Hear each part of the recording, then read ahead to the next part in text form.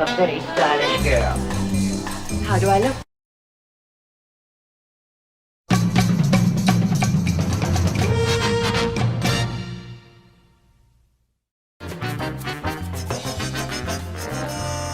Want to play a round of golf? You mean the world's most boring game? No thanks, Grandpa.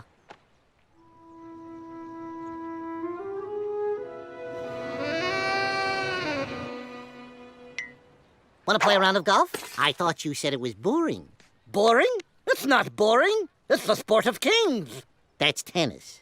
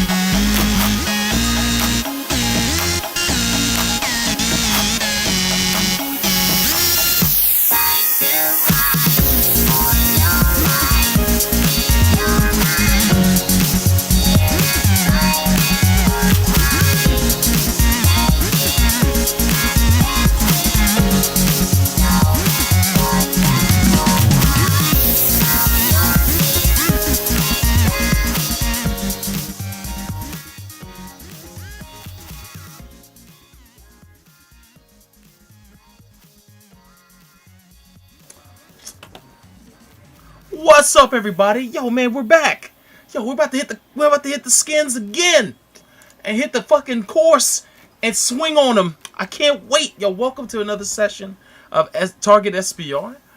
Everybody's favorite pylon.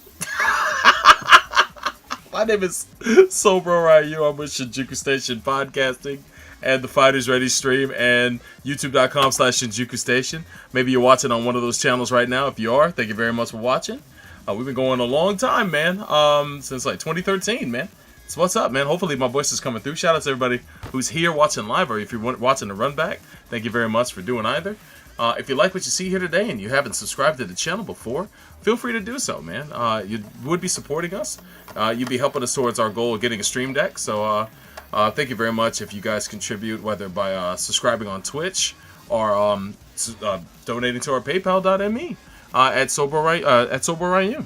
And or if you just want to help in the at least on the simplest way possible, you can subscribe over on youtube.com/Shinjuku Station and thumbs up the video, or hit the follow button here on twitch.tv/FightersReady. If you happen to have a Twitch Prime and you want to use that for in order to support the channel on Twitch for the month, I'd be honored if you do so. But let's see here. I know my man Mao is streaming as well. Let me pull up his channel real quick. Wanted to pull it up earlier, but then I got distracted. For those who don't know, Mao and I both stream at the same time, and we stream pretty much our perspectives in the game. So if you guys have never seen his channel before, I bet this is not going to show what I want to see. Of course, all my screens are screwed up. Let's see if I can fix this real quick. Give me a second. Alright, so I don't know which one this is. Oh my god, it's like Inception. Alright, that's not the one. Is it this one? Yeah, that's the one. Okay, cool. Let's try this. Wrong one. Alright, so which one is it? I gotta do it by hand. Please tell me I don't have to do this by hand. Please tell me it's already here. Yes! Okay, cool. Thank goodness. Alright, cool. Which means this screen is probably screwed up too. Hope they're not waiting on me. That would suck. Let me see if I can fix this. Yo, Ed, what's happening, baby? Oh, good stuff. YouTube is showing up in the chat. Thank goodness. I thought for a second it wasn't going to. Oh, I was so mad. I was having difficulty with restream before the stream. So, Ed, thank you for proving I was wrong. I appreciate you. All right, so I got to fix this up here. Oh, wait, where's my? There we go. There we go. Y'all getting a good view of my ceiling. Oh my god. I'm good, man. Just chilling at work. Yo, that's what's up, man. That is what's up. Okay, so let's fix this. Desktop 3? Oh, I don't know which one it is. It's always a... Huh. Okay, so that's done. Which is the one that actually works? Side screen is this, and that one is what? I want to say this desktop 3, right? Nope, it's desktop... What's happening when you don't check everything before the stream begins? So much to check, man. It's like taking an airplane off the ground, man. You got to do all these flight checks before you get started. At least that's working. Thank goodness. All right, cool. Multi-screen. So that's desktop 4. Let's see if I can get that on here, or do I have to import it over? I guess I got to import it over. That sucks. Okay. That won't take me very long. Where is it? Side screen. Should have done this a long time ago. Yeah, you guys should definitely get to golfing. But twitch.tv/ESKAY09. Please check out his channel. I'll be joining them in just a moment since I fixed this screen shit. Alright, cool. I don't even know what's happening here. Oh, okay. Let's go back to side screen. And let's copy the 4th one. This should be it. Double check it. Yep, that's the one. Copy. Multi-screen. Paste, baby. It's going to be all over the place when I paste it. Boo-doo-doo. Do-do-do. The song is a kick-ass joint from Tekken, man. Tekken Tag Tournament 2.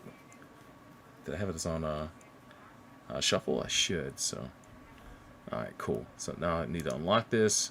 And I can move it in position. Yo, we get to see how the sausage is made, guys. Ah, yes. There we go. I think that should be enough. Let me push this to the back here. You guys get to see Mal cooking. Mal and the gang. Alright, so desktop 3. No, I just need to push this one back. There we go. Don't want to push it too fast because this thing likes to act the fool. That should do it. Alright, cool. Cool. So we got that. I'm only I should be fine for the rest of this. Alright, cool. Everything's working. Let me save this layout just to be on the safe side, just in case it crashes. I'm gonna have to do this shit all over again. Sometimes I've saved and that's crashed the stream. That sucks. Alright, cool. We're good. Let's get the game sound on. Game sound. Drums, please. Oh, listen to that ambiance, man. Alright, cool. Now I can join these guys in Discord if I have it up.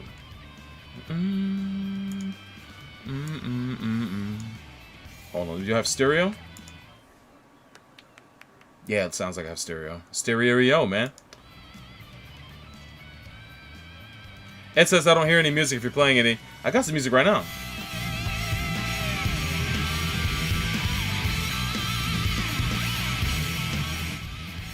Let me know if you heard that. Maybe it's too low. Alright, cool. Let's get it in. Oh, okay, cool.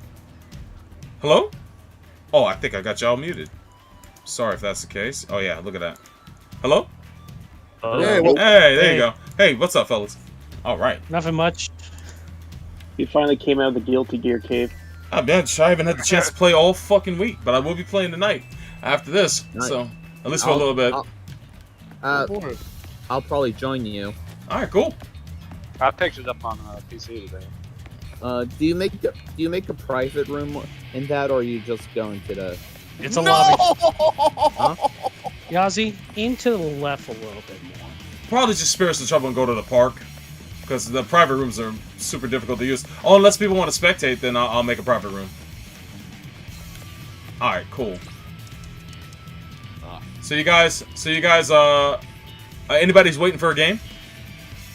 Not in this case. I actually filed up everybody into a room, Cool. I think, at this point. That's what's up. I'll just go to the open course. Yeah, the problem is like Boss Johnson's on his internet for whatever reason doesn't like certain people. Oh, So It's racist.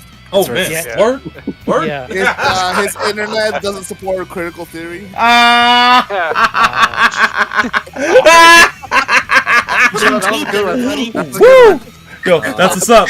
I see you. I see you. We can't be teaching CRT to our kids. Even though it's not K through 12. You fucking morons. What are you implying about the people who can join his room? You know, wait. You know who are the only people that care about CRT? fuck. Who? Melee fans. Shut up. Shut it up. Oh, yeah. oh. I didn't even think Oh about that my until God. this very moment. That's ultimate terrible. I was telling my wife before we got started streaming. It's like we were watching Holy Moly, and it was like, yo, Rob Riggle be telling puns. It's like our boy Yazzie, man. Yo, Yazzie's apparently our Rob Riggle on on everybody's go. Rob Riggle. Rob Riggle's hilarious. He's hilarious on Holy Moly. I don't know what you're talking about. He's the best. Okay, no, I'm saying, listen, man, I like to think myself this type of Martin from a Double Toasted. There you go. Senpai is Martin. Martin. There you go. But gentlemen, it's good to be with y'all, man. Yeah, Ooh, oh, that was close. yeah. It happens all the time. Oh. But- Yeah, so but I guess if you want to talk about the new Super Robot Wars, I guess. There's really Yeah. not much to talk about, but yeah. I mean, yeah, we don't know much, but no, we know we're getting Geki Gang. Fuck me. Sorry, Gal Gaigar. I always want to say Geki Ganger. Jesus Christ, we're getting Gal Gaigar and Zeta, of Final. course, and Gal Final, Shark's counterattack. Yeah. Get a Robo Armageddon. Oh, we're getting Gal and, Gaigar final. Okay, that's the difference. Okay, Yeah. cool. It might be a sequel to the previous game, but probably not.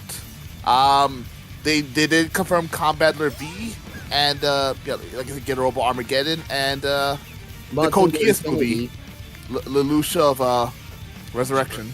Is it just the movie, or is it both the movie and the TV show? Just the movie. They rarely do a combination of both TV shows and movies. Oh So, man. They usually stayed up with you sequel should games. You should set up a room on your end and see if you get some random people.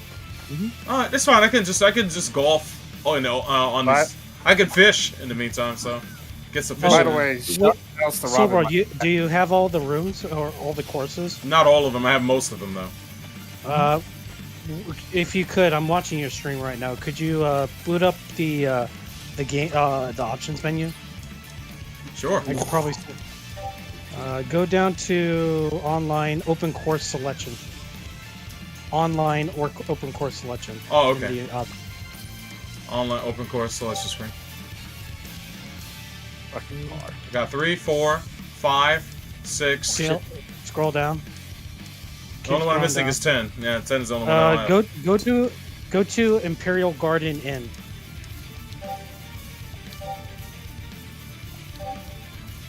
He said in? No, that's- Oh, sorry. I said Oh. I said in, not out. Gotcha. Oh, bonus course. I see you. Yeah, if you do that, you can get one of the special items for this week. Ah, all right.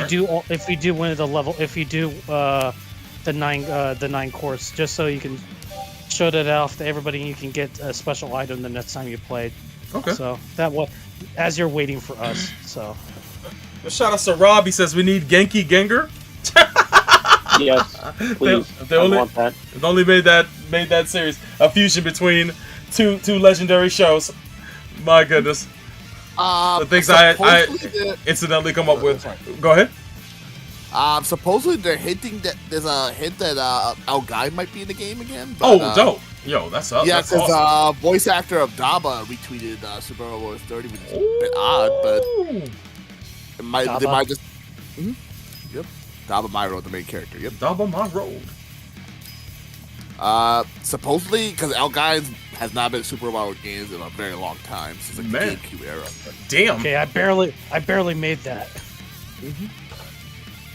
yeah, so the fact that they showed it off in the Japanese E3 is saying something, because I heard that Super Mario Bros. Has not been in an E3 presentation until now. Well, it was only in the Japanese. Yeah, as you mentioned, the Japanese Nintendo stream, and it's probably something they wanted to show off to the Japanese audience, but if it's in the Nintendo Japanese one, that doesn't really mean much for our end. Yeah, but they also announced like a little bit afterwards that the English one, aka Asian English version, because it'll save a lot of localization costs. Yeah.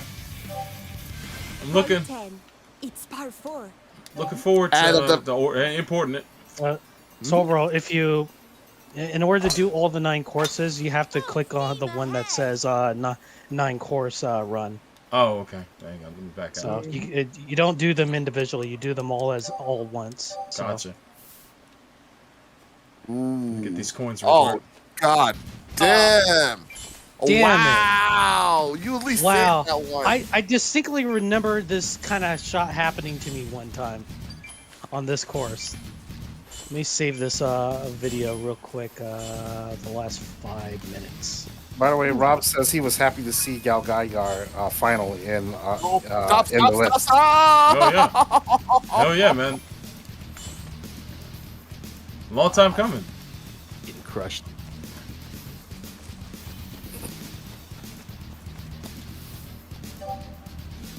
Oh damn it! It's par 4. Alright, I don't know how to do this 9. Oh, let's go to team ground. Do I get the option to do the 9 hole? Oh, here, let's see it. Cool. Yaza, you should probably just go to the other side and play it safe. Oh, I got nothing to lose. I already have a +7 now, so. Oh, you know what? You're right. You're right.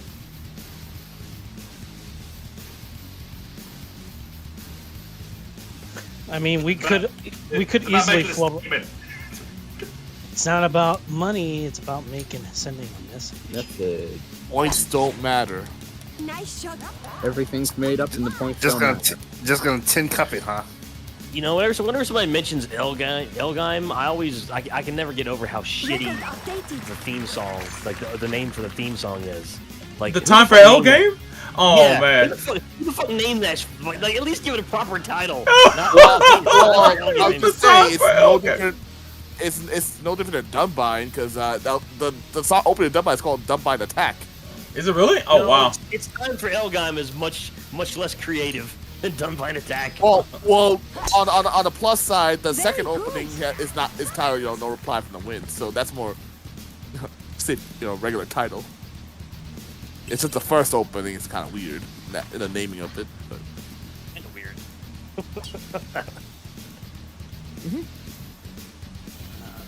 Okay, let's see here. What was the name? What was the name of the show for the theme song for King Gainer? It was just called King Gainer, right? No, King Gainer over. That's right. That's over right. Like close enough. I mean, yeah. I'm plus, turn a turn. Turn a turn. Shout out to that voice, to the guy. The singer, yeah. The composer died. Yeah, the singer and the himself died composer last died. year. Singer died already. Yeah. Yep. And also, let's not forget a lot of Super Robot shows. After songs in after like the Get a Robo opening, it's just called Get a Robo. Yo, shout outs to Ed. He says, I agree, no CRT, let Melee die. Damn. Hey, man. I've said this before. Guilty Gear Zerd sacrificed himself to banish Melee. There you go, man. Yo, but shout outs to Kazuya being a Shoto, man. I love all those memes of him throwing he people lost down the his cliff. shit over that. He's not a Shoto. Oh my god. Oh yeah, you saw the meme of him throwing Kirby down the cliff. Oh yeah, I saw that. Yeah, that's just great. I was just sitting on the side watching this happen, and I was like, who gives a fuck? Like, Jesus Christ. Let the guy dumb thing to argue about. Let the guy have a win. Like, of all the Tekken player characters, they could have easily gone with Heihachi, and they went with him. So let the guy have a win. I was gonna say, Heihachi's been a guest character in a few. Yeah. I was gonna say, more than a few games. PlayStation All Stars, he was in that. Full Calibur 2. Yeah, that's right. I was gonna say, is Jin in the game for Smash? Jin isn't, but he could double. They could probably put a skin on Kazuya and make him Jin. I was gonna say, Jin's also almost like the the mascot of the franchise, more so than But Heihachi. Kazuya Yeah, he is became the main protagonist. character of Tekken. Well, Jin became the Jin took his protagonist. place. Jin became the protagonist in Tekken 3, but yeah, Kazuya was the main protagonist of Tekken, at least for the first two games. Yeah. Yeah, and he kind of became the villain afterwards. He's kind of like an anti-hero, to be honest. He's also a shitty family. Yeah, he's also a shitty dad. Yeah, it's like Tekken 7 barely featured Jin at all. It was mostly just Heihachi and Kazuya. Yeah. Well, Lars also became a main character too. I think Yeah, like yeah, in Tekken Lars was. 5. He's or also whatever. related to them. Yeah, Lars he's adopted yeah, son, 6. right? 6. Oh, 6? Gotcha. Yep. Yeah, but he's like the half brother or half cousin to like Jin. So there you go. We have 9 people here. That's all. If we all can be recognized by Boss Johnson, we could have an epic. We can have an epic turf war. That's not happening. Yo, the internet's But you know, it'd be weird having a turf war with the one guy Like on the half team the just people can't see so each happens other. to be invisible. I'm tempted to try it just to see what happens. Boss Johnson is Shy Guy in the Mario Kart game. Do it just for the sake of science. God damn. Ow. Oh, also happy birthday to the show. Yeah, happy birthday to the show, man. Yeah. Yeah, happy birthday to the show. A couple about 4 days ago, on the 14th, man. Belated, but happy birthday all the same, man. Yep. Yeah. Yeah, I said How's the Resident Evil stream coming along, Sobra? Oh shit, it should be. He's at the end of the month. You This said. was the last weekend of the month. That's what Joe and I talked about. Unless things have changed. Oh shit, I got it in. Oh wow, word. Yo, that was great. So is that next week then, or? I guess that would be next weekend. Yeah. Holy shit. Weekend of my nephew's not here, so my nephew's here this weekend. Does he still watch Night Terror movies? Yeah, he still watches some bullshit. Yeah, he still does. Oy. Damn, damn, Yazzie, you going 15 under? Jesus. I was gonna say, to everyone's relief, probably no more Five Nights at Freddy games. Fuck that guy. Yeah. Well, he's being persecuted because he donated to Trump. Is that it? Yeah. Yeah, well, not just Trump, but McConnell and everyone else. Well, a lot of Yeah, people. a bunch of GOP in general. I mean, I'm not a fan of him or his fucking game series, but people donate to who they donate to, man. Fucking Bob Iger, former head of Disney, donated to Trump too, back in 2016. So a lot of people who own big businesses donate to Trump because it's in their best interest tax wise to do so, right? Yeah. You're right. Only real altruistic rich people actually don't donate to those guys, knowing that they're gonna be taxed. So I mean, granted, again, I don't care for the fucking series, and I don't have any kind of ill will against Scott Cawthon. But you know, if he wants to vote for a dumbass, if he wants to pour money down the drain, let him pour money down the drain. Fuck it. I just Hey, don't if like he's the gonna, franchise. my feeling is like, hey, if you're gonna donate to them, that's on you. But don't be mad when I give you shit. For it. So he got all mad. He got all mad that people were mad about that, and he says he's not making any more games and he's retiring. Oh man, that is the best thing I can hear. Good shit. Yeah. That's why I'm mad. What a loss for the world. What a loss. What a loss. Typical self-made conservative victim complex bullshit. Yeah, man. Good. Oh, you bullied me. I'm leaving. Look what you did. He got his money. Right now, they love nothing more than to be the victims. It's their favorite pastime right now.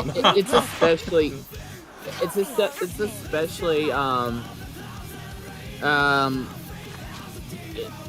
it must be especially hard for some because that series had quite a bit of a LGBTQ fan base, so it's like it also had a very weird furry fan base on top of it. Yeah. Yeah, he's also like a dyed in the wool Bible thumping Christian too, right? Last I checked. Yeah, he is. Which is crazy. Why I was like, how did you come up with something so creepy? But then again, like... I thought of anybody remember those chick booklets they used to hand out at churches? I don't know. Yeah, those shits had the most creepiest art in them. God damn, that shit was freaky. But Enron, what were you saying?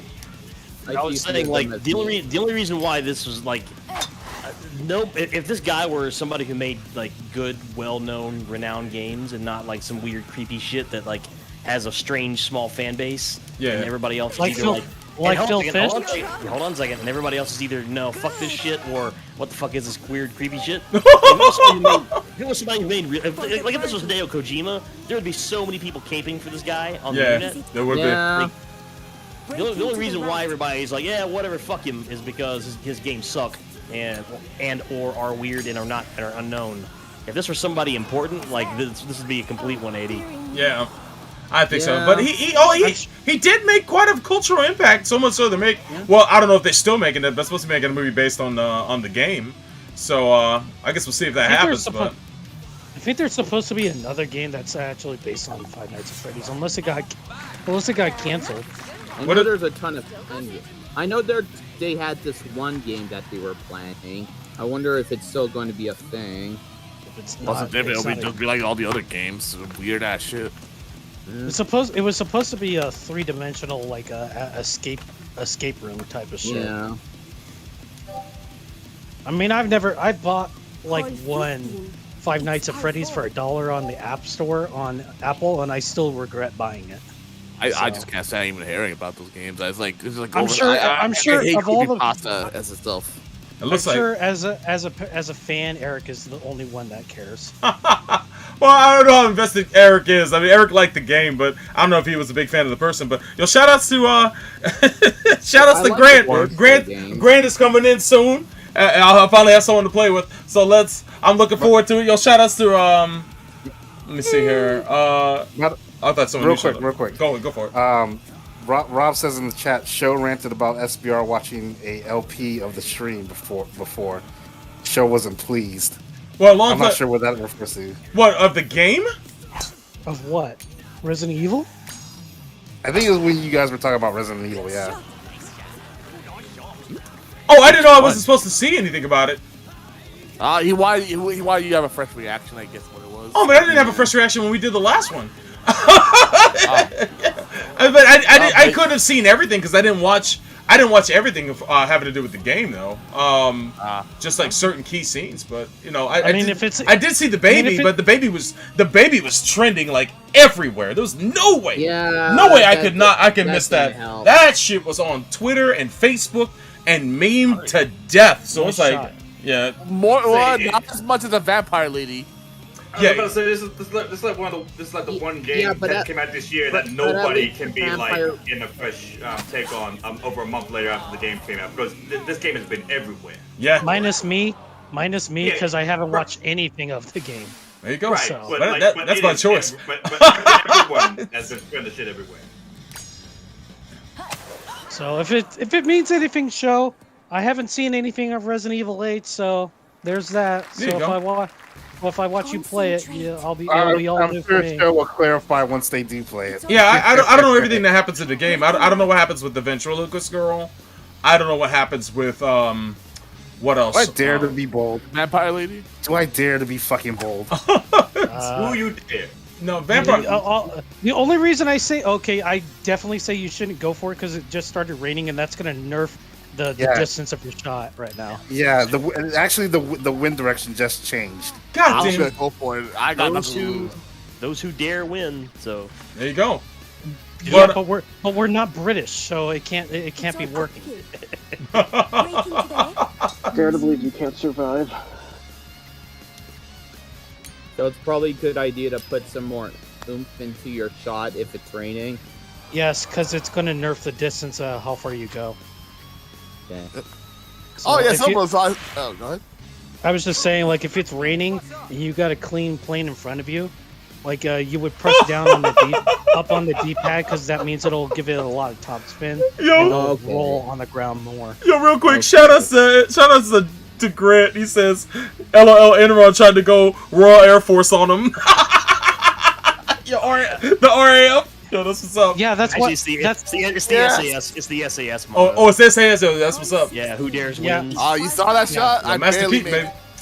But that's why I said I made that reference. Like, yeah, we're not British. Yeah. Those who dares win. Wins. Ooh. Oh, guys, so what's this I saw about Venom being possibly in Strive? Was that that was a joke video that Giona put up about this chocolate tie-in product, the Strive, that is based on that's inspired by Zato and is supposedly made by chocolatier Venom, because Venom becomes a baker and I guess a confectioner after Guilty Gear Zerd. And so he taste tests the chocolate. He says, if this chocolate sucks, there's a good chance Venom's gonna be in season 2 of Strive, because that baking career ain't going nowhere.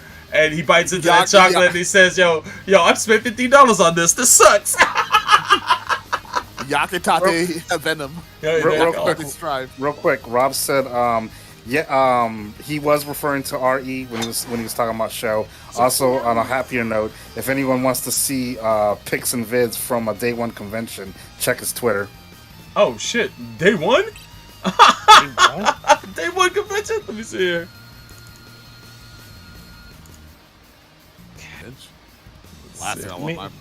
That's the last thing. Personally, that's the last thing I want to do. Exactly. Okay. I got his Twitter account queued up, but I'll check it out after I hit this shot. Whose Twitter? Show's or someone else's? I'm assuming he made Rob's. Robin. Gotcha. Rob's. Okay. Almost there. Not bad. Woo! Now that I can, I'm gonna try to get over to round 1 next Try week. for the birdie. Nice. And I just got an email from White Stuff saying they're pushing back the Captain Tyler Ultra Edition back till the end of the month. See a lot of cool Pokemon cards. Oh, end of the month? Okay, I can wait for that. It's only like a week. So. Fuck. Because apparently the art books are stuck in customs limbo. Oh, wow. Yes. That sucks. Wow, what a shot. Nice shot, Calamity. Too bad it was a bogey, but still. Alright, thanks for the heads up. I was really looking forward to that, but if it's a week or something, I can wait. So. Why do I never get chip-ins on? Damn it! How fucking dare you? Damn. Fuck. Damn. Whack! I'll say fuck you. Great work. That hole just said, like, the gravity is not strong enough for you, my friend. Oh, I'm doing progressively worse. Oh, That's because I'm evolving into a new type. That's why. Highest metal knocked the shit out of that putt so hard that it bounced straight up in the air when it hit the lip and dropped right into the cup. Word? Damn. Oh, wow. Salvo that bitch. Nice. That was extremely lucky. Full salvo. Hey, sometimes you could be like that. Like I'm still chasing after my 3 condors in this game, and I'm still got to get lucky on that one. So stuff like that happens. Damn it, I farted out. Shit. For the birdie. God. So, just as a question, Enron, what artworks were you talking about again? No, I was talking about the irresponsible Captain Tyler for the box set. Woo! Serious, you piece of fucking shit. Oh my god. The collected edition, yep. Oh, okay. I see. So it's being pushed to July 31st now. July 30th. So basically a full fucking month. Yep. That's fine with me. That's another month that I can keep that $300 in my bank account or whatever. I should do. Nice. But it may as well not be there because it's gonna go away eventually. True. It's like when you go to Vegas or you go to any gambling place, you just assume all the money you have that you intend on using to gamble is gone. Let's pick it up besides me and Yazzie. No, I got it. This shit is going over the cliff. God damn it! What's I thinking? I know it was a limited production, but they said they're happy because they said the more pre-orders got, the more extras they included. So they included a couple extra things. That and the owner, because he's a huge fan of the series, also chipped in to boost up the thing. Water like he's Jesus. I thought that shit was going right to drink, but fucking get the Jesus ball walking on water. We sometimes get those balls in this game. Like people pull off some really fancy stuff. Mm-hmm. Yeah, I was gonna say. Unfortunately, one of the sad things that they also include an interview with the voice actor of Captain Tyler, who sadly passed away last year. 2 years ago, I mean. But yeah, that's Koji Sujitani. It's aka fucking rain. Bernie from Double AD and Seabook from F91. What the hell? Oh, well, at least he got out of that. Nice. Aim for the bushes. He did, and he got. Still top 5 scenes in any movie. That is still one of the So funniest good. movies. Oh my god. Participation prize, yay. Paper bitch. What was your participation prize? About to find out. Record updated. Let's see here.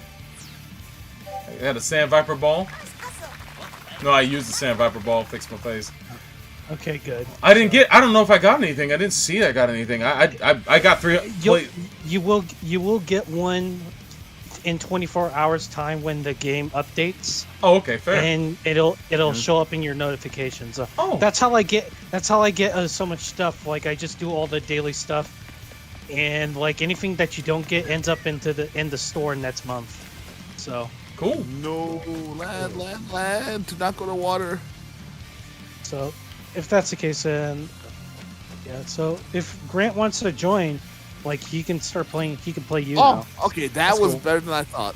I just figured I send you out that way just so you can like get something cool. And, like, no, when thank you for letting me know about that. I rarely do those, so that is pretty cool, and I appreciate it. I'll wait for Grant to show up in the room, and then I will make a room for us. Yeah, I do them all the time for myself personally. So y'all again ready for the new esports Gundam game to be announced? Yeah, we talked about it earlier. I wonder, you guys think they're actually gonna port what's it? EX versus 2? ES versus 2?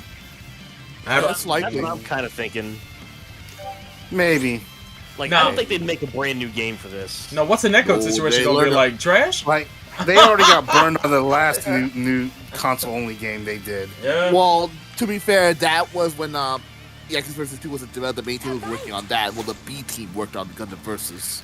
The main thing was that they wanted to have two separate heads with Extreme Versus. They wanted the arcade and then they wanted the home console side, and they wanted to make them different enough that they wouldn't run in and cannibalize one another. But of course, we got EX Force or whatever, and then freaking Versus on PS4, and that worked out so well they decided to give us Maxi Boost on instead. So I'm thinking they're not gonna go that route this time. I wouldn't think. Yeah, I also don't think that. Also, there's nothing stopping it from EX vs 2 from getting a port now because the arcade scene is dying. That's what prevented a lot of these games being ported over in the first place. Yeah, it's so bad they didn't even add the arcade profits to their quarter financials from 2020. Wow, yeah, so like usually it's on there. You knew that COVID was gonna destroy arcade profits, but like the problem is now is it's going to take a long time for that stuff to recover, and it may not ever get back. Like I don't think it's ever going to get back to where it was, even in Japan. Yep. So that's why Bandai is going out with this and saying like, oh, we want to create an esports Gundam game because it's going to take the place of the arcade game. Yeah. And it's just gonna turn into like Guilty Gear or any other competitive fighter. That's what they're doing. I guarantee you that's what they're doing. And last year, Bamco they saw when it came to their sales, they sold more copies of console video games, overseas rather than in Japan. In Japan, their sales were pretty dismal. Yeah, it's because like the market is like 8 times bigger than it is in Japan. Like, they're finally starting to care about the world market more because they want to make more money. The other problem on top of that is that the PlayStation 4 is not a huge console out there. Like it's very, very low in terms of like install base. On top of that, like the console space is just out in Japan. Like it's pretty much dead and gone. Mobile's taking over. But Grant, what were you saying? I just got in on the tail end of this. I'm honestly thinking we're talking about the new Gundam game announcement, right? Yeah, the esports game. Yeah. My personal thoughts on the matter. I'm thinking. Bye, Jen. I am thinking this is probably. I don't think they're gonna pull a versus 2.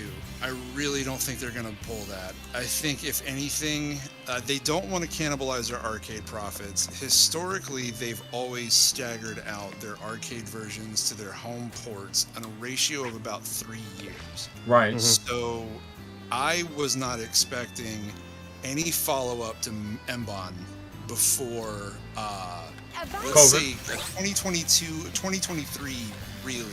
Yeah. Because I wanted to see it get like 3 years worth of breathing, because it did do better numbers than Gundam Versus did. That's pretty much guaranteed, just from the health of the player base and how long it's been maintained, and the fact that I still keep seeing new names show up in rooms. I'm pretty positive that this is doing much better than the previous version had done. Yeah. So the legacy player base worldwide release, he's right. Yeah. The legacy player base is sticking around. The new player base is coming in, which is great. That's what you want. Especially with all the events they've been having as well. You think that's been pulling in people? Oh yeah, I mean, it's got freaking Evo side tournament that's official. It's got ESL support, but from Sony. Like it's getting a lot of push, but when they want to make a new game because arcade profits are dipping off, I'm concerned that if they push something too early, that it ends up spitting in the face of everyone who had already stepped in to buy Maxi Boost now. Because if they think they're going to make this for PlayStation 4 and PlayStation 5, I doubt they're going to do that. I think they're going to focus their development on PS5 and kind of push it out there. Yeah. Well, I don't agree with that, if only because they're going to probably target PS4. Mostly because, like, there's still a shortage of PS5s out in the open, and on top of that, by the time this game releases, that's not going to be a factor. Yeah, we're already going to be in the transition by the time. I still don't agree with that, because like the reports are already coming out that the chip shortages are going to go out all the way up until 2023. That is the forecast we have right now. This only really matters. Like we don't know what their timeline is for this. Like they just announced, hey, we're going to create an esports Gundam game. Like they didn't give a timeline for this. I mean, we could get that thing in 2 years from now, maybe even 3. Who knows? And at which point, what Grant is talking about is probably not going to be an issue. But Grant, you did come in at the tail end of that, and what me and Mal were saying is that we think that this new game that they're developing is going to replace both the home and the arcade versions, and there just simply won't be an arcade version anymore. It might be the case depending on how arcade revenues are dying off. I know that they've just eased restrictions in both Tokyo and Osaka. And since those are basically the two most populous areas of Japan with the most arcade penetration, I would be interested to see what a return to form would look like over time. I think people will still be a little gun shy, but at the same time, people will want to come back. Yeah. So I don't know. I think it's kind of way too early to call on a lot of this stuff. My personal thoughts. Go ahead. Sorry. I was about to say, no, you're definitely right. It's way too early, because literally all we have is we're making a new esports game, and we're all just inferring stuff from that one-line announcement in that one tweet. Yeah. So you're completely right about that part. What I'm hoping to see, and this is going to sound a little heretical. What I'm hoping to see is they put in a ton of QOL updates and upgrades into Maxi Boost as we know it. Yes, thank you. And I want them. I would like to see them release. I hate myself for saying this, but please hold your applause. I want to see them release a free-to-play version of this on PlayStation and PC. Now hold on and hear me out. Have a base roster. No, listen. Have a base roster. Have a weekly unlock roster. Yeah. Be able to actually open up new units by choice with the GP points that you earn. But also give people the ability to unlock the full game for $60. And tie that into being able to play the people who already bought in. So it doesn't spit into the face of the existing player base. Yeah. Gives people a full pay option, or gets people who don't even want to pay the option to get in for free. That will boost the player base by default. That will not be super aggressive in terms of DLC or monetization, because you could just opt to unlock the full game for $60, and it still keeps people who made the investment happy with their investment because they're going to get the QOL stuff for free. Yeah, that's a good idea, That's but smart stuff. I just don't think they're going to do it. So I don't think they will either. They're Bamco. They're going to shit the bed somehow. But I do want to wait. I do want to point out they did that with the Last Dead Alive game. And I don't think that worked out well. That case either. Well, that's all the DOA though. That's DOA. Yeah, that's also DOA. And when you look at DOA, take a look at what DOA had on the side. Look at all the microtransactions and monetization they had on the side of that. They made a lot of money off that game regardless. Version of it. It's absolutely ridiculous. Thousands of dollars of worth of DLC. Woo! As a note, Varnus, how's your game going over there? Oh, it's going fine. Okay, What hole are you on? What hole are you on? Yeah, that's the question. Yeah, because we'll be done in like 2 to 3 holes here. Oh, okay. Yeah. Yeah, Soul Bro, I'm actually ready to rock wherever you are. Cool. Okay. So you guys can do a match play essentially.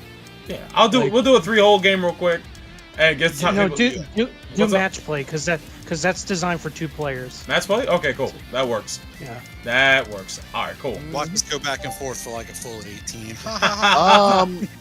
We did that for the one night, and that's just because I didn't want to manage like. Oh, do you see that? My ball bounced off the tree. Yeah, I saw that.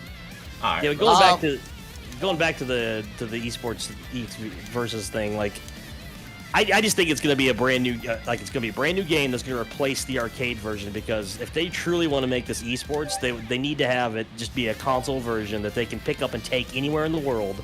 Anybody in the world can pick it up and play it, and it can go to tournaments and do all this other stuff, and you're not going to be having the limitations of having to play it on an arcade. Speaking of limitation, if it's going to be an esports version, let me go ahead and take the fucking. I'll go ahead and grab the podium real quick. Let's go ahead and add us a fucking real training mode. Yes. With a full fucking command list, and programmable dummies, and give me fucking input playbacks on replays, and give me the ability to fucking camera control to where I can see what the fuck is going on. Yes. And some slow mo, and some pause, and perhaps some rewind, and let's have a game that's built in 2021 for fuck's sake. Yo, You know what? I need frame data, son. You know what? I'll play it. If they're gonna do that, we need a mobile suit-sized Mokujin to fight against. Hey Grant, if you could go to the online features and look for my room, the password is 0079. Cool. We're totally. They already have one half of the equation, which is LAN play. So once in-person tournaments start get going again, that part of the equation won't be a problem. Yeah, It's the other half of the equation that Japan just can't seem to wrap their fucking head around. I think though, if they're gonna do this in 2021, like it's gotta have. They're gonna put rollback in it. Like They have to do rollback netcode. Yeah. Especially if they're building it from the ground Esports, up. man. Rollback netcode for 4 simultaneous players at once, though, that's a level of black magic I don't think anyone's really thought about yet. So the PS5 is capable. And PC, of course, but fingers crossed. But the thing is, too, is the problem you get into with physical tournaments, and I was having a conversation about this in my own Discord with someone who does run events. The problem is the fact that Gundam has such a real estate requirement that you could put 8 players on 4 stations for the amount of space and equipment it would take to run one Gundam session. Yeah, that's an issue. That is an issue. Absolutely. It's hard to do a huge number tournament with all those setups, because people have to take turns playing the game and all that stuff. Online, it's a bit easier, of course, but without decent netcode, that's almost an impossibility at this point. So It's part 3.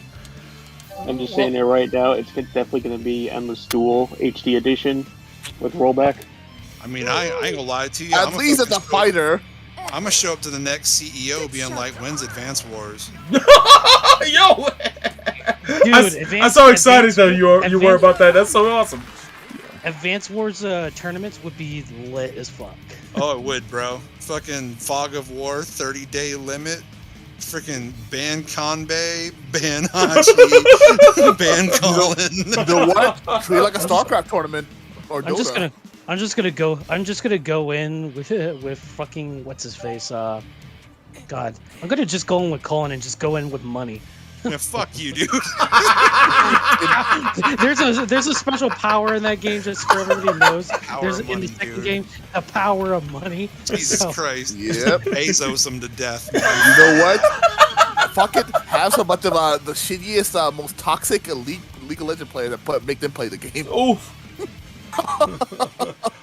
That'd be a short match. Oh my goodness. monitor Pick later. Rich, shoot the rich like I've always wanted to do. Jesus. Just so everybody knows, like, what that thing is. Like, the power of money is basically that. The CEO power. It's a damage modifier. Like, depending on how much money you have in the game, it modifies your power by, like, I think 3 times essentially. Oh wow. So if you have a bunch of money, you can essentially one-shot units all the time. Oh yeah, it's gross. So it's basically it's the U.S. Armed Forces model of. Yeah, pretty much. No, it's a Cold War winning model. Don't outshoot them, outspin the motherfucker. Yo, shout out to Ed. He says, Grant, you have great ideas. You sound way too smart for Bamco. Someone needs to clip that conversation, by the way, and send it at Namco Bandai as quickly as possible. If somebody reminds me on Twitter, I'll go back into the conversation and actually go. I'll take the clip out of like Solbro's archives and actually keep it on the hard disk.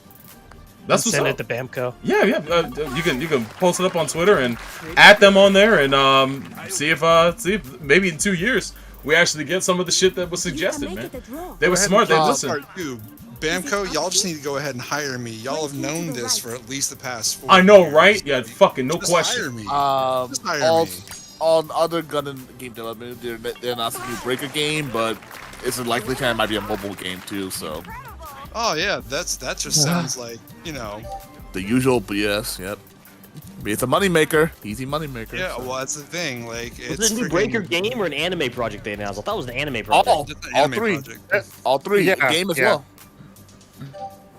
Yeah, they announced. They expressed interest in doing a video game and anime and all that. No. That's like the third Gundam game they announced because they also making a new Seed based game. So that basically, if it's an anime based on Gundam Breaker, that might actually be our next quote Bill Fighters. Well, let me be clear. It's a battle log. It's going to be 6-episode battle log. Oh, if it's gonna be battle log, yeah. Oh, it's a battle Cool. log. So it basically it's like a short OVA series. But it's gonna be more. It's gonna be more original story this time, though. It's got Best Girl Misa in it though, so that's enough for me. Oh, from the mobile game? Yeah, no, not the mobile game. She's the girl in Gundam Breaker 3. They also announced the girl from the Gundam Breaker mobile game is gonna be in it too. One of the characters. Yeah, I imagine the mobile game is going to be because the suit that's in the key image is from the Careful, Breaker's Varnus. mobile game. Yep. But That Misa- Artemis but- Gundam, I think it was. Yeah, but Misa is like standing next to it, and she's from Breaker 3. So it's gonna be several. It's gonna be like I imagine they're gonna have Breaker 3, the mobile thing, and maybe Breaker 2 in it. But I don't think anybody really cared about the Breaker 2 characters or story. So probably just gonna be Breaker 3 in the mobile. I'm in the minority for that. But Breaker 3 was a great game, so like I'm glad to see that in there. Now, unfortunately, I kind of doubt they're gonna make a console-based Breaker game. I would like to see it, but I'm keeping low expectations. I wish they would, like, cause that new Gundam Breaker sucks so much ass. Boy, did and it. Then, cause you remember, Jesus. because the Solar remembers when that demo came out, we all got online and streamed it, playing the demo. We were like, well, "This is trash. What is this?" Disappointment defined, baby. What year was that? No, 2018? 2018? 2018, 2019? It was 2018, 17 or 18, definitely. It was 2017, I think. Oh, damn. That's a long time ago. Feels but- like a few months ago. Jesus. Your time is a motherfucker. Pain was still fresh in my memory. Boy. Still fresh. It's a Valkyria revolution of Gundam games. Pretty much. Right. That's saying quite big because there's a bunch of shitty Gundam games too. But Shit. that's one of the worst ones. I wish we could get another Gundam Breaker game on console that was like 2 and 3 because those games are fantastic. Unfortunately, I love the game because the single player experience, even the multiplayer is decent. The problem is they die off fast. The community did die pretty quick. And also lack of support for it too. Breaker 2 was at least better in that regard because they had a bunch of post-game stuff to add it, but 3 was weird DLC. Oh damn! I right there. posted the original tweet in Discord. Oh nice. I guess I'll post it in chat too. But yeah, but the multiplayer dying off, the community dying off really quickly. That's fine. I mean, it's kind of sucks, but the main fun of that game is playing single player and sitting there and spending hours in the lab creating, building and painting your shit. Dude, I spent so many hours. Man, I had a job. Yeah, right. Me too. I had a job. Like I would come home from work. And like I would eat something, I'd probably just drop my Chick-fil-A or some shit on the way home from the office. And then just come straight back and start playing Breaker, just like painting pieces and shit. I look at the clock and it'd be like 10 o'clock. I'll be thinking about that shit all day. Get home, fire up part 2, and start just customizing. Like, yo, I want to do this, this, and this. Make this build. It's like 2 I was hooked to, like cocaine, son. It was insane. I want that feeling back again. I want it back. Because I love creating. I can get it back. I still have my games. Like I still have it. Yeah, I did not sell those games. I'm a fool. Give them away. I kept them because I knew I was going to play them again. I got 3 still. I don't have 2 anymore. I wish I did. Oh, 3's better anyways. Yeah. 3's got a lot more bells. I like the maps. I like the maps in 2 better than I like the maps in 3. But 2 also had the better bonus. Yeah. Finally, wacky. I've been making bars this entire time. Nice. And then now you get a cheapened Eagle, and you're like big pimpin'. Yeah, so given that they're making a Seed spin-off game, either that's gonna be the mobile game or this Breaker game is gonna be a mobile game. So one of those 2 is likely to be a mobile game. So it's not gonna be the new Breaker because they already have a Breaker mobile game and it does well enough that it's been out for 3 years now and they haven't killed it yet. So I doubt they're gonna do that. I doubt they're gonna make another Breaker. They might just replace it because mobile games. They turn them off. But I think in this case, like they're just gonna continue adding to the game that they have now. It's cheaper to do that than it is to come up with a brand new one. The only time you come up with a brand new one is if the first one fell on its face so hard that nobody wants anything to do. Oh, you were robbed, dude. Yeah. I don't think anybody. But like Princess Connect, for instance, that's a big example right there. That game, the first one, fell on its face so hard that nobody in the right mind wanted to play this, so instead of fixing it up, they just created a brand new one. So I don't think Breaker, like the mobile Breaker, was a Gunpla Battle Warfare, or whatever they call it here. Like I don't think it's at that point. I think it does pretty decently. So I don't think they're gonna shut it down, and make a brand new one. That doesn't seem very feasible to me. So fair enough. I was gonna say maybe that new Gundam Seed tying game might be the mobile one. One of those games likely could be mobile. Yeah, like the Seed one makes way more sense, I think. Yeah, it's a tying game because when was the last time you got like a single player a Gundam game that was based off of a series? Not since Unicorn. Seed is popular. Everybody's playing mobile these days. It just makes more sense for the Seed game. I mean, does Seed have enough content in its universe? Yes, a lot of stuff. To do a gacha. Yes, I think so because they have all the stupid manga spin-offs and they got Astray and they got Stargazer and there's a lot of they're gonna invent stuff. Like every single Jin and every single other grunt is gonna have like 18 variants that didn't exist before. Good shit. You're gonna be able to roll for like the Elax Jin and like the Sniper Jin and like the Sniper Jin 2 or whatever. Like they're just gonna start making shit up for and like the Gimp Master Jin probably come up with that one while they're at it. Yeah, Ninja Jin, Special Forces Jin. Like the possibilities are endless. Excuse me. So yeah, there's all kinds of stuff they could put in that gacha game. Hey, but the character they'll have the easiest time with the character design because it'll be Harai face. They can recycle that over and over again with different hairstyles. Yeah, they literally just have like a bank of faces and like hair and like other things, and they can just it'll be like Sobro's porn game. Oh boy, fucking Honey Select 2. Yo, it's like Or also, it could be like the G Generation game where you have like a template you can use to. A lot of these, my god! Go play a Gundam game. They have like a default pilot template. Or click here to randomly generate your Harai face. Terrible. What's the difference? You click a button and it spits out a Harai face character for you. They look like Kira or Shin or Locus. Cause that's the same goddamn thing. They all look the same. Like just the females just have longer hair. God damn it! Insert credit card to increase jiggle physics. There you go. We already talked about DOA. We did. Damn it! God damn it, dude! I hate it, but I didn't get all the way. Get ready for Harai Select, yo, Ed. Yes. There you go. You know what? That's what gonna tell the gacha. Try to get a non-Harai face. That's what they're gonna make the money. He used to be better at diversifying faces and like Oh, you got it. And what was that show?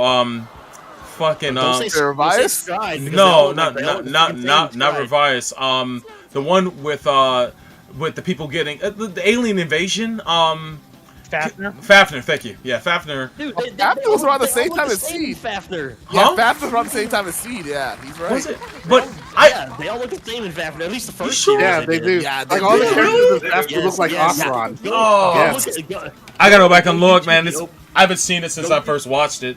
Go YouTube the opening for it, and you'll see what I'm talking about. Yeah, look at Eddie poster for Fafnir, and you just see Oseron. Yep, pretty much. So you see, yo, Majestic Prince is a little bit. There's also a few characters that look like Shin too. Jesus It's either Christ. Kira, Shin, or Atherin. But Majestic Prince was a little bit better because they had a little bit more wacky designs. That one. Yeah, Majestic Prince still look the same. But No, to I'm me, saying, wants some power on that, compared to the usual. I mean. Yeah. Now. Yeah, I noticed that I was only getting 43% off of it. Yeah. Oof. But yeah, I'm looking forward to this new esports thing. Some more information or whatever to come out on it. I'm looking forward to the Gundam Breaker battle log. I'm looking forward to a new Breaker game, which I'm pretty sure we're not going to get. But if we did, that would be great. Hey man, I'm sure Obari's happy. He's directing a battle log again. So. Good. Yep. So, man, bro, question. Good. Have you ever seen Jurassic Park: A Lost World: Fallen Kingdom? Fallen Kingdom? You mean the movie? Yeah, I've seen the second one, right? Yes. Yeah, I saw that. Yeah. Good or bad in your opinion? It wasn't good. I don't think it was terrible. It just, the first one, the first Lost World. Sorry, not the first Lost. The first of the Jurassic Worlds. I thought it was like a fun movie. It had issues with it, but it was okay. But that second one, it's like once it was done, it's like I was glad it was over. So there's moments that were fine, and there were moments of like, yo, this is just y'all ran out of ideas, man. Fuck. Also the worst kid gimmick in all the Jurassic Park movies was in that one. The kids have been mostly annoying, but that one was a MacGuffin. Really the worst case. That's true. They were like major plot points, but they tried to keep that shit hidden. But you already knew. It might as well be a Magic Blood at this point. Actually, it pretty much was. Yeah, pretty much. I'm there with you. Magic fucking Blood. I asked because I recently watched the movie in like the last week, and I was shocked at how awful it was. Yeah. So, because the movie was pretty bad. Because I don't buy the movies like Flight essentially. Yeah. Like I really just don't buy it. It's like because like Chris Pratt's character Owen basically says like you're just gonna let them die. Yeah. And the movie should basically be over at that point. I don't understand. I don't understand this. Like, I don't know if anybody's ever seen Cinema Sins. Yeah. But I went to go see the Cinema Sins video on the movie after watching that, and I said like, wow, this movie actually sums up the movie pretty well. Like, why it should be done. Like, this movie's god awful terrible. And he pretty much says like, yeah, the movie should be pretty much done at this point. Like, go roll credits and everything. So, but I was very disappointed by the movie. I got my ass kicked. This shit. Good game. That was a good game. Good timing. You guys just ended and we just finished. Hey, right on time. Plus 17, my lowest score yet. So if we do like a turf war, it's not gonna work. I want to try it. All right, cool. We're gonna try it. Want me to make the room? No. Yes.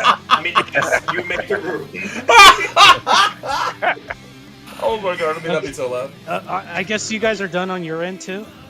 Yeah, we just wrapped up. What about you? What about Boss Johnson's room? Yeah, we've Yeah, been we've done. been over. We've been done, yeah. Okay. Okay. All Alright, right. better So, room. all right, Boss Johnson, make the room. Put it for Turf War and put it on Eagle City. Okay. Oh, And then okay. and then from there, you can build the room as you see fit. So, just make sure it's for 9 holes. And the elite rules are. Okay. Yeah. Yeah, the usual stuff. Time limit 15 minutes. Score. Make sure you put the scoring rule on the scoring rule number 1, so it's a little easier on everybody. All right. Boss? Boss Johnson, so we can see who can join the room. I think we could join the room. It just depends on who can actually see Boss Johnson. Yeah, I just want to try this for fucking science, as somebody put it. Like, I'm just kind of curious. Boss's racist hotel internet. Racist hotel internet hasn't been upgraded probably since 2006. Is Boss really at a hotel? Or we're Yes. Yep. Oh, what's I'm happening? on a military base though. Oh. Their router probably is blocking people Oh shit! Well, yeah, man, because there's not like password, but there's some stuff going on with it. man, were you on the road or something? You were in the military? Yeah, I'm just on orders for like a month. Oh, right on, man. Go, thank you for your service. It's great. Yeah, that but- hotel probably has certain protocols locked down. Yeah. I just learned you can get like an annual thing to Universal for like $200. Oh. Yo, not bad. Well, where are you at? Are you in Orlando? No, you can't because we don't have a base there. No, it's up in North Carolina. Oh, gotcha. Miles neck of the woods. Amplitude. Which is funny because that Mal can't see him because he's Other right one. next to him, basically. All right. How do you set the holes to be not? I don't. Yeah. I think we have 2 bases, two army bases here in Georgia, anyways. Right. Just let us know when you make it go live. Sorry to put this on all on you, but I'm also very curious too. Mm-hmm. We always learn something new with this game when it comes to Boss Johnson. Yeah. Like last time when he showed up, like I found out anybody can make the elite rule room. So it's like that was like, oh man, this is a divine revelation for me. Okay. Cool. All right. So game room, search for We're room. call it in. Yeah. 0079. Oh, this is funny. Boss never Johnson's mind. I room. can see. Yeah, Boss Johnson's Steve room. Martin. I can't even see him. But you see me and Mal, right? Yes, but I can see a number 1 where he's supposed to be. Right. I see everybody. I see him. I see Celbro and Ninron. Nope. It's like y'all's too. It does not lie. We're waiting. Yeah, I don't see number Who 1 am I either. looking for? Oh, Boss Yeah. Johnson's room. Boss Johnson. Boss Johnson. All right. Don't see Ozzy. I see It everybody doesn't so like far. Malcolm and John. Doesn't like Yazi, doesn't like Mal, doesn't like me. I'm here. So Okay. Maybe they've got the Actually, Calamity, are you coming in? I think he's busy. He said, I think he's busy. yeah, we could have had an even game. God damn it. Fuck. Coulda. Well, Well, we'll I see mean, it's how- even. We can't see Boss Johnson, so it might as well be one. I can't see and not posting. I can't Hey, see how look, on, my, so- on my screen it looks even. Exactly. That's what. Yeah, Boss Johnson, launch the room and let's see what happens. Oh, it's probably fun. all right. It's only 8 minutes, so it's not going to take us Okay, forever. so it's funny. I see on Silver Street, he can see Boss Justice. Oh, yeah, so I can Silver see. can play with Boss. yeah, definitely. Wait a Definitely minute, play so with I'm Boss. sitting here on a team with both It freaking Green functions Jacket Lupin like and it- fucking Duke Togo. Duke, man. Togo, yeah. The Duke. And next to Duke Togo is Asuma Shinohara from Pat Labor. Just make sure you don't stand behind old Duke. No. Asuma can whoop his ass if Pat Labor New Files was correct because they beat the shit out of him in the hot spring in the bath. Oh yeah, there is that one episode, right? Yeah. they tried to look for the bomber who ended up being a woman. Asuma, you go for number 13. Okay, I can kind of see him now. There's like a 1, but it's just no name. He's a shy guy. You dumbass. Terrible. Remember, Shy Guy's like the invisible player in the Mario Kart games. That's like my next Shy. week for Mario Golf. Yeah. Oh, here we go. That's true. This shouldn't be too hard. Wow, this hotel internet sure is fast. There we go. Well, keep in mind, some of us are on PS4s and some of us are on PS5s. Right. I'm gonna I was Genshin no golf cart. Genshin no golf cart. I forget people still play on PS4s. You bastard! You I was bastard. gonna say shout out to our mascot from Hathaway's Flash, the guy named Golf. Oh yeah. Oh, that guy. I didn't actually watch that yet. I see a lot of people have seen it via. It's getting released on July 1st. I'm just gonna wait till July 1st. I'll just wait for the official version. Oh, speaking of which, bro, I was telling these guys that the movie version on Netflix, they're based on the original Japanese release with the original sound effects. Yeah, I've seen that in Chris's thread over on Twitter. Yeah, I was watching that too. He was talking to Mark Simmons about it.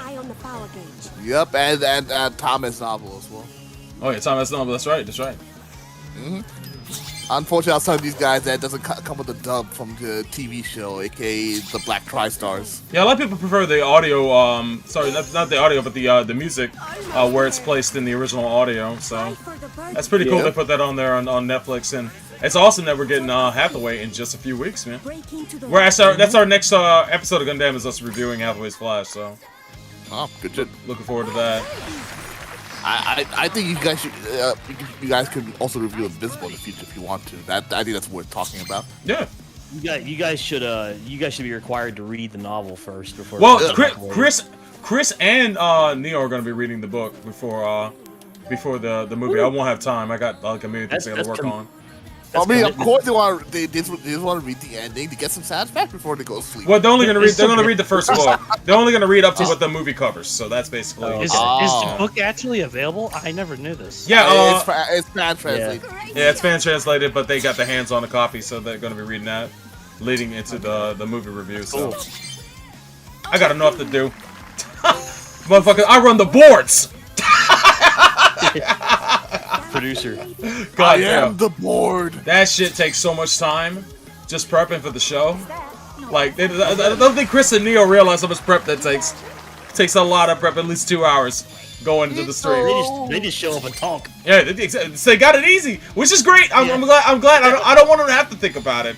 But yeah, when I have to do a stream for Gundam, I gotta find all the pictures. I gotta advertise. I gotta set up XSplit. I gotta make sure all the equipment's working. I gotta make sure the sound's level. I gotta open up and set up Audition for the audio backup recording. All that shit. It's life of a board operator. Where's Bizzle? We need Bizzle in here to talk about this. How's the Bizzle? There you go. Yo, so Bizzle, yo, Christian, man. Hope he's doing all right. I know he made a move recently. He's moving, yeah. I'm wondering if he does he still work for Fox? I don't think so. Oh man. Where's he moving to? Anybody know? Phoenix, Arizona, I believe. I guess it's not Fox Sports anymore. It's Bally Sports now. Oh, is it now? Oh shit. Yeah, like Bally Midway Arcades. Yeah, a Bally. That very same Bally. Yep. Bally they Gyms. own all the Fox. Yep. And Bally Gyms. Yep. Yeah, they own all the Fox Sports networks now, and they suck. Ooh. I mean, it could be worse, man. You could be working for Sinclair News. Oh yeah. Yeah, really. You could be working for Sinclair. It could always be fucking worse. That's true. I mean, that's true. I'm just talking about like the quality of like broadcast, the dip in the quality from Fox to Bally. Because I watch a lot of baseball, and you know all the Atlanta Braves games are on Bally Sports South. Yeah, and all the hockey games. Yeah, all the hockey. Yeah. Okay. Wait, so they're no longer on TBS? Dude, they haven't been on TBS in like 10 years. Really? Yeah. Yes. Wow. TBS, the Superstation dropped baseball a long time ago, man. Wow, because I like that's used to be all the damn Braves games we used to watch on that. I know, yeah, up But until I like haven't been in baseball for a long fucking time. up until like 2008 or 2009. Damn it. Yes, Ed, the movie's out in the wild. If you so dare, the movie is out in the wild.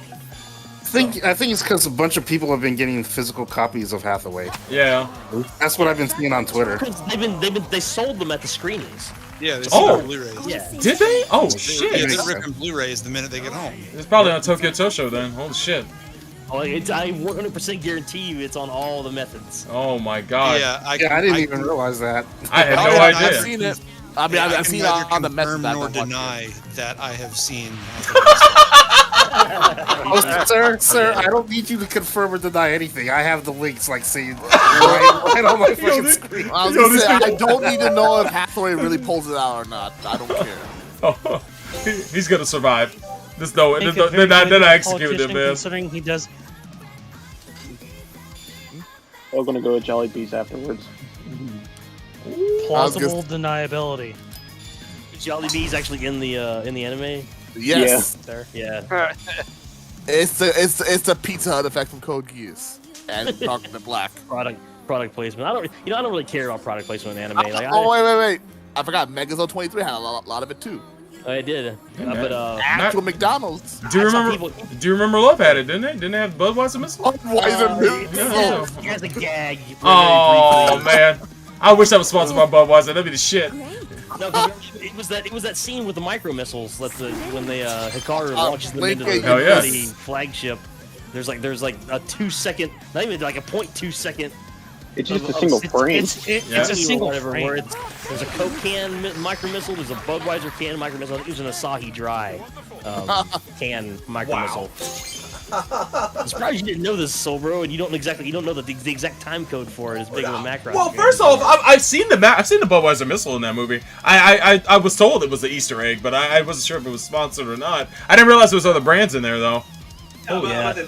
I'm pretty sure you pointed it out during the anime movie night that we saw it on. Yeah, probably. Yeah. I know I pointed out the Budweiser missile, but we couldn't pause in that situation. It's the easiest one. It's the easiest one to see. The Budweiser missile. Because it takes up the entire frame for the frame that you can is. Pick it up. You can pick it up just watching the scene regularly and not having on YouTube as well. It's super easy to find. Yeah. You know what's wild is that I've seen the influence of the Eternal Circus in so many goddamn things. I bet you money, dude. I bet you money when Top Gun comes out, the sequel, we're gonna see that shit in that movie.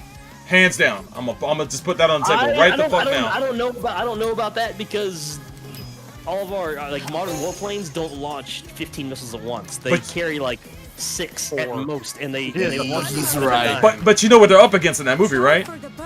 They're up against AI jets. Yeah, because there's that one jet in the trailer that looks like a boxier version of an SR-71. Yeah. I'm guessing that's the AI jet. I'm assuming, yeah. But I don't know if they're gonna do the whole micro missile thing. Well, I don't know. They could do a one missile that carries a bunch of missiles too, like Ace Combat does. Oh yeah. You mean like what do they call those warheads? They have a certain name. Which ones? The ones that the cluster bombs, I guess, basically the ones that split apart and it's like 15 bomblets inside of them or whatever. Yeah, the cluster. But like a missile version of it, but yeah. Well, yeah, I mean, but the missile version is usually a cruise missile. Like I don't know if there's an aircraft launched variant of it or not. I've seen it as Combat, but that's a fictional thing. So yeah, it's definitely. So I don't. Who knows what they're gonna put in that movie? But I'm not counting on it. Yes, last minute Eagle. Boom! The only thing that comes to mind oh my god! Yo, Mago, what's up? We failed to storm the Capitol. What the hell? Jesus Christ! At the last moment, I ended up getting an eagle on like hole 15. Oh wow, Ty? No, fuck. Johnson on our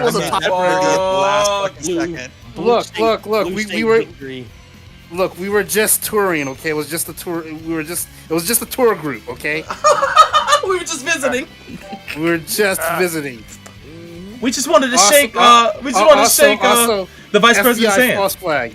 FBI false flag also. Speaking of which, the little town that I went to high school in had somebody arrested for being at the Capitol riot.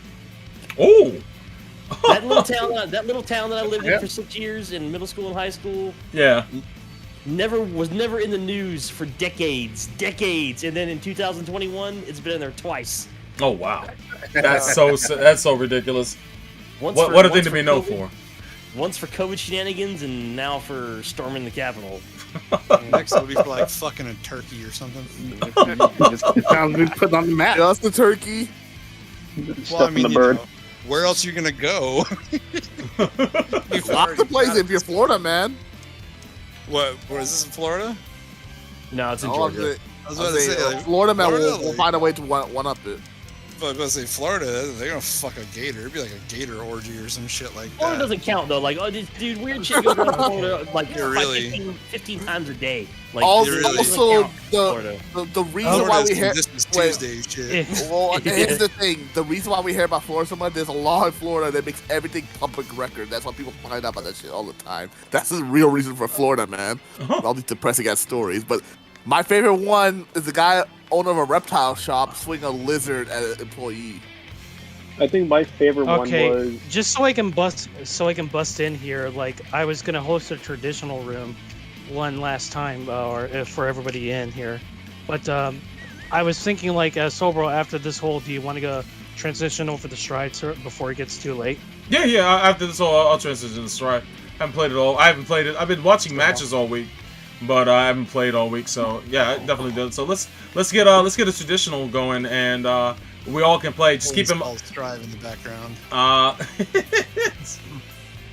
know you fall out of favor with that game. I saw your tweets, man. But I can't disagree with you. Mm-hmm. I'll play it for fun, but like I can't. There's so much about that game that I'm just like. I can't take it seriously. Yeah. Like, I'll wait until like season 2 when they finally decide to like. Unfuck some of the bullshit, but I'm like, it's pretty, it's fun, but it's like, I don't know, man. Like everything, this shit feels like Mugen to me. Oh, Boss damn. Johnson, can you check if you can join the room? I get you. All right. Yeah, just try. If not, well, I'll help you build up a traditional room. So sounds like one week of Dolphins. Broke this man. Yo, Dolphins, no, baby. it's not even the Dolphins. There's things I've seen in that game that I'm just like, that's all right. fucking dumb. Like, build up a traditional room if you can. Like it should be very fast. So, and just set it for Eagle City for 9 holes, and then we can have people join his room. You can make it for like Tornado Cup so people can actually join in, and we can just go out on like on a good note. Do you want us to back out of this? You want us to back out of this room? Is that what you're saying? I'll only take, I'll take like only a few people. Like I'll probably, Sobro, you can go to towards Boss Johnson's room. Okay. And since I know like Yazi can't, you can come to my room, and Varnas, ironically enough, can go to Boss Johnson's room. Okay, if cool. he's still here. Oh, okay. I just want to point out, and what the fuck did you retweet?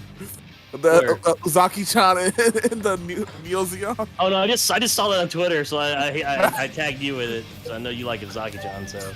It is funny and cute at the same time. Holy shit! Grant, if you can, could you join Boss Johnson's room? Boss Johnson can do. So the Thank you. What is it? The tweet that I just shared it, I think either today or yesterday, where like Chip was pressuring the shit out of Ram. Oh. And then he sent out a Gamma Blade, and since Gamma Blade it makes a clone, but it doubles your hitboxes. Oh, okay. So you take double damage if both of you gets hit. So, could you click on list of participants for me? He got hit. So hold on, let me put in this password. So he got hit with him on a Wake Up Super, right? Mm-hmm. Wake Up Super, 50% meter. Chip is riskless. He has no risk. He has no risk built up. He is at 95% health. One-shotted. Done. Damn. Yeah. Yeah. I saw that, and I'm just like, Boss, you can launch the room. That's fucking stupid.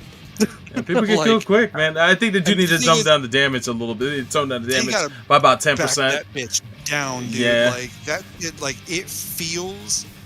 This feels like a game that's built for the benefit of tournament operators. Yeah, but it also feels like Samurai Showdown to me, because Samurai Showdown, that is a high risk, high reward game, and you make one mistake and you're fucked in that game. And to me, it's like a faster paced version. Mm-hmm.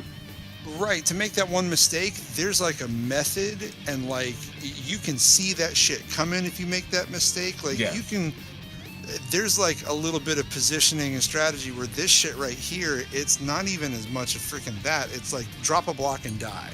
Yeah, that's true. But like, hit the wall and just fucking die. Just get murdered in a fucking corner. Everyone, as soon as you hit the wall, you might as well be getting run over with a fucking lawnmower. But there is some crazy RC tech that people are discovering as of recently, like a crazy RC mix-up game where you can like, I forget what color RC it is, but you do an RC drift going at the opponent, and then you hit them with a mix-up.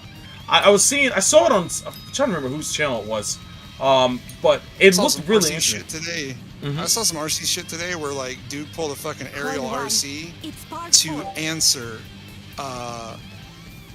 like purple RC'd Potemkin's super. Completely fucking nullified it. Like, just like, nope, never mind, and counter air throwed him. Wow. Like, you get air, yeah. So I'm just like, oh, so you basically mean like the shit that makes him an aerial threat, it like defangs him. Like, wow. Hey. That potentially fucking nerfs that fucking move. I saw that people can fucking forward 6. Albatross. Sorry, 6p fireballs from Kai. Just 6p right through him. It's like, yo, that's fucking insane. It made me laugh because it's like, yo, I gotta think of a different approach, because people can just kind of different approach is pick May. Perfect Soul. Just 6's your way to victory. Yeah, pretty much. Yo, Soul they need to tone down just a taste. I get it. They made him strong so that way it would appeal to a bunch of newbies. But it's like, I know when the first DLC character comes out, he's getting nerfed to hear him back, because they're going to try to make that DLC character look like God. That's the Arc System works way. Make the DLC character look amazing. I will laugh my ass off if they bring in Order Soul. Order Soul? Man, if they bring in Hose, I'm going to lose my shit. Fucking Hose, man. Fuck. Hose is Holy Order Soul, for those that don't know. We just Hose. I mean, like, we just call him Hose. Hose? Yo, where the Hose at? We're bringing in Hose? We're bringing the Hose. Live kind of game now.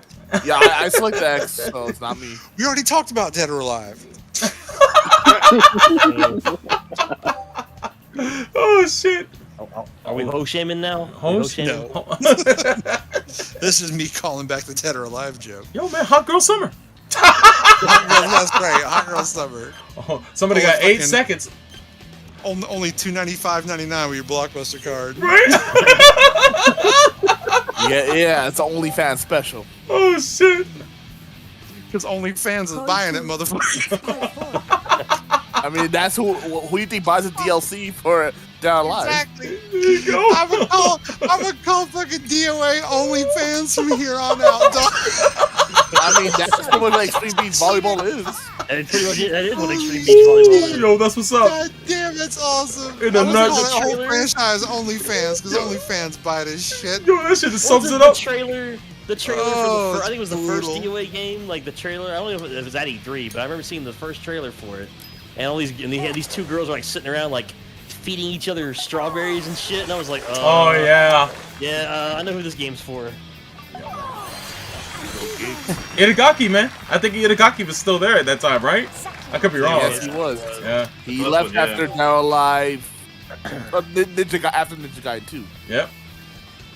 He got a special credit mention in like that Samurai Jack game that came out last year. Oh wow. Yeah, he was credited as like I think Master Ninja Man or something like that. Wow. Oh, is that the guy who provided a glass of ports at a craft food table? If only. I was about to say, did he get credited for like worst dressed person in the office? I don't even think he showed up in the office. Have y'all ever seen the shit that he wears for his photos? Yes. Yeah. It's like it reminds me of Mamoru Oshii when you see him at like events. Like he's just like a bum essentially.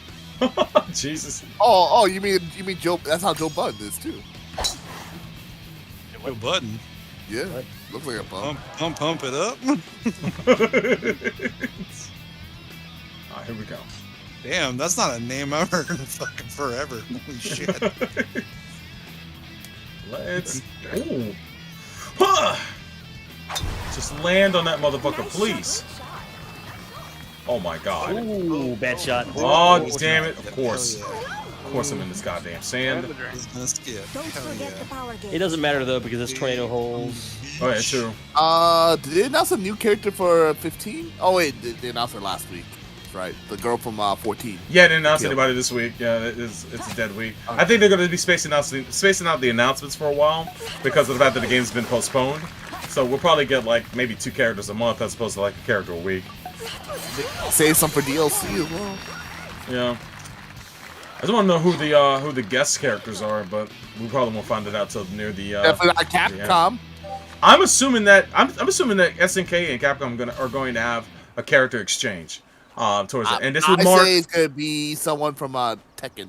Nah, they've already done that. They've never crossed over an SNK character in a Street Fighter, and they haven't done the likewise for that. And they both got Street Fighter V is going to be coming to the end of its DLC cycle when KOF is coming out or near when KOF comes out. So it wouldn't surprise me if say Kyo shows up as the last character announced for Street Fighter V, and then you have a Street Fighter team announced for KOF or Capcom team, whatever they want to do. Well, the reason I'm saying that a Tekken character might show up in new KOF because remember they had Gisao Howard in the last Tekken game. That's true. So they might want to do like a reciprocal thing because they at least have a relationship right there. At least they try at least do like a exchange thing. But that was way back. Hell, KOF 14 was new when Geese showed up in. She showed up in Tekken. You figured would have done something for that game, incidentally. And there was a reciprocal thing. If you look back to the KOF mobile game, Tekken characters showed up in that. So. Well, mobile. Every goddamn thing is. That game is making fucking money though. So. To me, that might have been the exchange they had going on back then. But it's not outside the realm of possibility. I just honestly think it's someone from Street Fighter because the rumor is that Capcom vs. SNK 2 is going to get a re-release sometime in the next 2 years. And what better way to promote it than to cross over your characters again? So what better way to have like the last good fighting game made by Capcom, really? Street Fighter 4 was good. It was good. And so was MVC3. MVC3 was. No, you know what? I take that back. You know what? I take that back. I enjoyed Tatsunoko vs. Capcom. Tatsunoko vs. Capcom was the shit. I fucking love that game. Nobody is putting enough respect on freaking Project Justice's name right now. There you go. That's older though, isn't it? Yeah, that's older. CBS 2? Is it older? Project Justice? Yeah, Project Justice came out. Yeah, a little bit older. See, CBS 2 came out in 2001, and Project Justice came out like 2000, maybe 1999. Yeah. Yeah, that was on the Dreamcast. That's not. It might be. I'll look it up right now. Hang on a second. Let me see. Yeah, CBS 2 is at least post 2001. Yeah, CVS 1 is 2000, and CVS 2 I think is 2001, 2002. Probably 02. I think I could be wrong. Let's see here. But I know CVS 2 is definitely newer compared to December 7th, 2000. According to Project Justice, yeah. Yeah. Yeah, because Project Justice was a Dreamcast game. CVS 2 never came out on Dreamcast, did it? Yeah, of course. Made on Naomi engine. Naomi board. For some reason, I was thinking because CVS 1 was also on it too. They both came out. Both came out on the same system. Okay, never mind then. Well, I have an intimate knowledge of that fucking time. Let me tell you. Of course. We've heard the stories and we've heard the podcast. Oh, yeah, you sure have. But that's all I want out of Capcom is to fucking bring back Project Justice. Yeah, I would love that. I mean, I love. It's cool. They brought back a character. Yeah, Kira. They brought back a character, right? Yeah, they brought back Akira. So I'm like, all right, good. Well, they also put Batsu in Project Crossover too, but that's not the same. Batsu was also in TVC. Nazi, you're literally one of the most depressing people I've ever heard when it comes to video games. I try not to have too much. He tries to be a realist. I can respect that because I respect that, but I respect it too. But still, it's like, god damn it. No, I mean, I've come to grips with the fact that Capcom is probably not going to stray outside of Street Fighter when it comes to fighting games for the foreseeable future, because the other games don't make money. We already know Darkstalkers aren't dead? Oh, what damn. their projects are for the next 5 years. We know Street Fighter 6 is coming.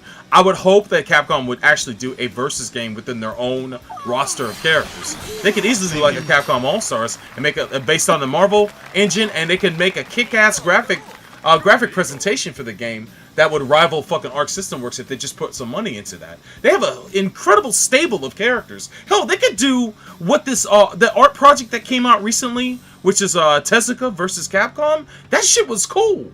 I would love to see Astro Boy versus Mega Man, or fucking Detective Rock versus fucking my man Leon. Yo, that would be some cool shit.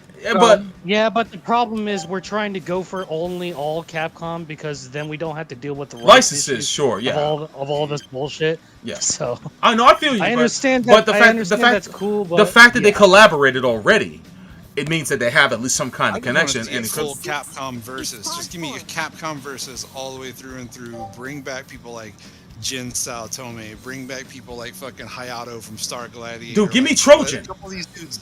Give me motherfucking Trojan. Give me give me fucking bring out Lin Kurosawa from Alien vs. Predator. Oh my, dude, Lin and Dutch, just licensed Dutch. Dutch you won't be able to do. You know what? Yeah, that's deep. Fuck that. It's also owned by Disney now. Yeah, Fox. I say fuck all that. Make a Tech Romancer 2 or make a 8D. Fuck, I want Good luck. one of those.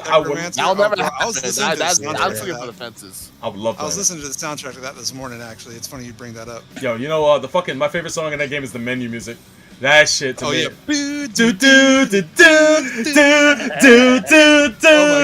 That shit is banging. Loop in the background is so fucking hard, bro. You know what I'm talking about. Good shit. This shit goes so hard. I'm like, you slow that shit down, fucking crank up the EQ on it. That's gonna be a beat right there.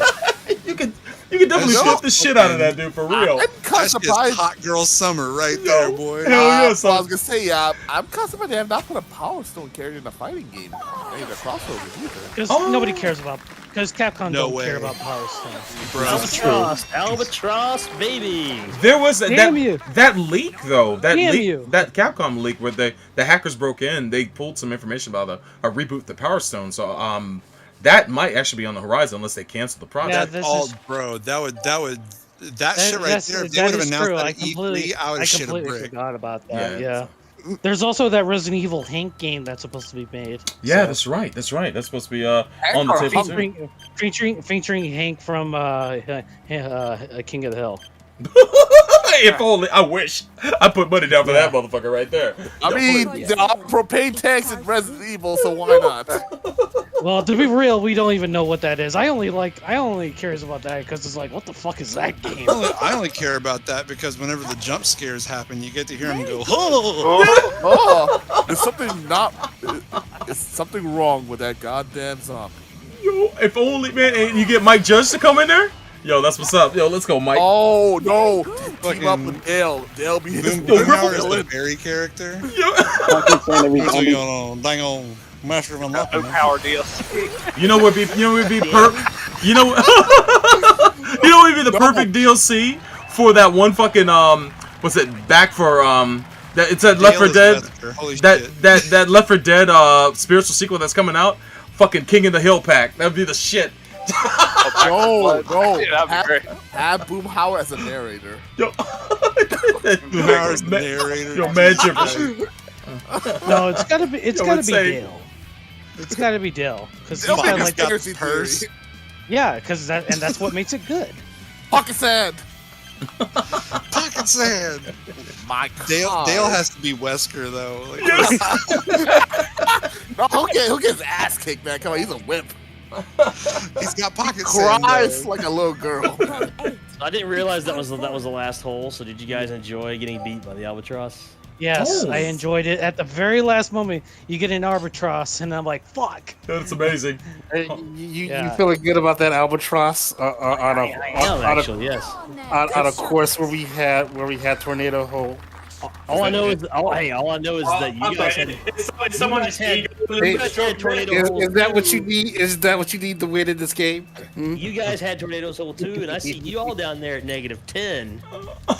Yes, sir. You're right. You're right. I don't know about everybody else, but I don't know about everybody else. I had like a -11, so I was right behind you. I also have this nifty little star next to my score. Go ahead, laugh it up, laugh up your victory. Go ahead. I don't know. I go down to my and I see my score, and I see this wonderful condor on my profile. I don't know if you have that on there. I consistently get wins all the time. I do not feel bad. Why are we bringing up old shit, Dollar? Because old shit never goes away in this game. Yo, shout out to Kyle. He's lurking while watching the Gundam movies. Yo, Kyle, good to see you. Looking forward to Sunday, man. For those that don't know, we will be going back in on Super Robot Wars. Apparently, it's Session 8. I was wrong during Gundam last night. Session 8 will be for Super Robot Wars T this Sunday at 1 p.m. Eastern Standard Time. So right here on Fighters Ready and over on YouTube.com/Gundam at MHQ for those who want to watch it on YouTube. So please come on out, man. It should be fun. Tomorrow it's going to be Guilty Gear Strive here on the channel. I'll probably be streaming in the afternoon. So probably in between 1 to 2. But I'll make sure to post about it on Twitter before we start. So for those who want to get some matches in Guilty Gear tomorrow afternoon, I will be there. No question. You just had me confused. I'm like, wait, I'm not watching Gundam right now. Exactly. Not yet, but You'll be watching Voltums instead. Oh, hold on. Oh yeah, that's right. My bad. Yo, Fort Zero, as in that Kyle. My bad, higher speller. So many Kyles. So many. Man, all these Kyles look the same. It's gonna be. Are we gonna have a Kyle fight like the Josh fight? Yeah, Josh fight. Determine who's the one in true Kyle. Yo, the one in true Josh. Many dry walls and Monster Energy cans will be sacrificed. Yo.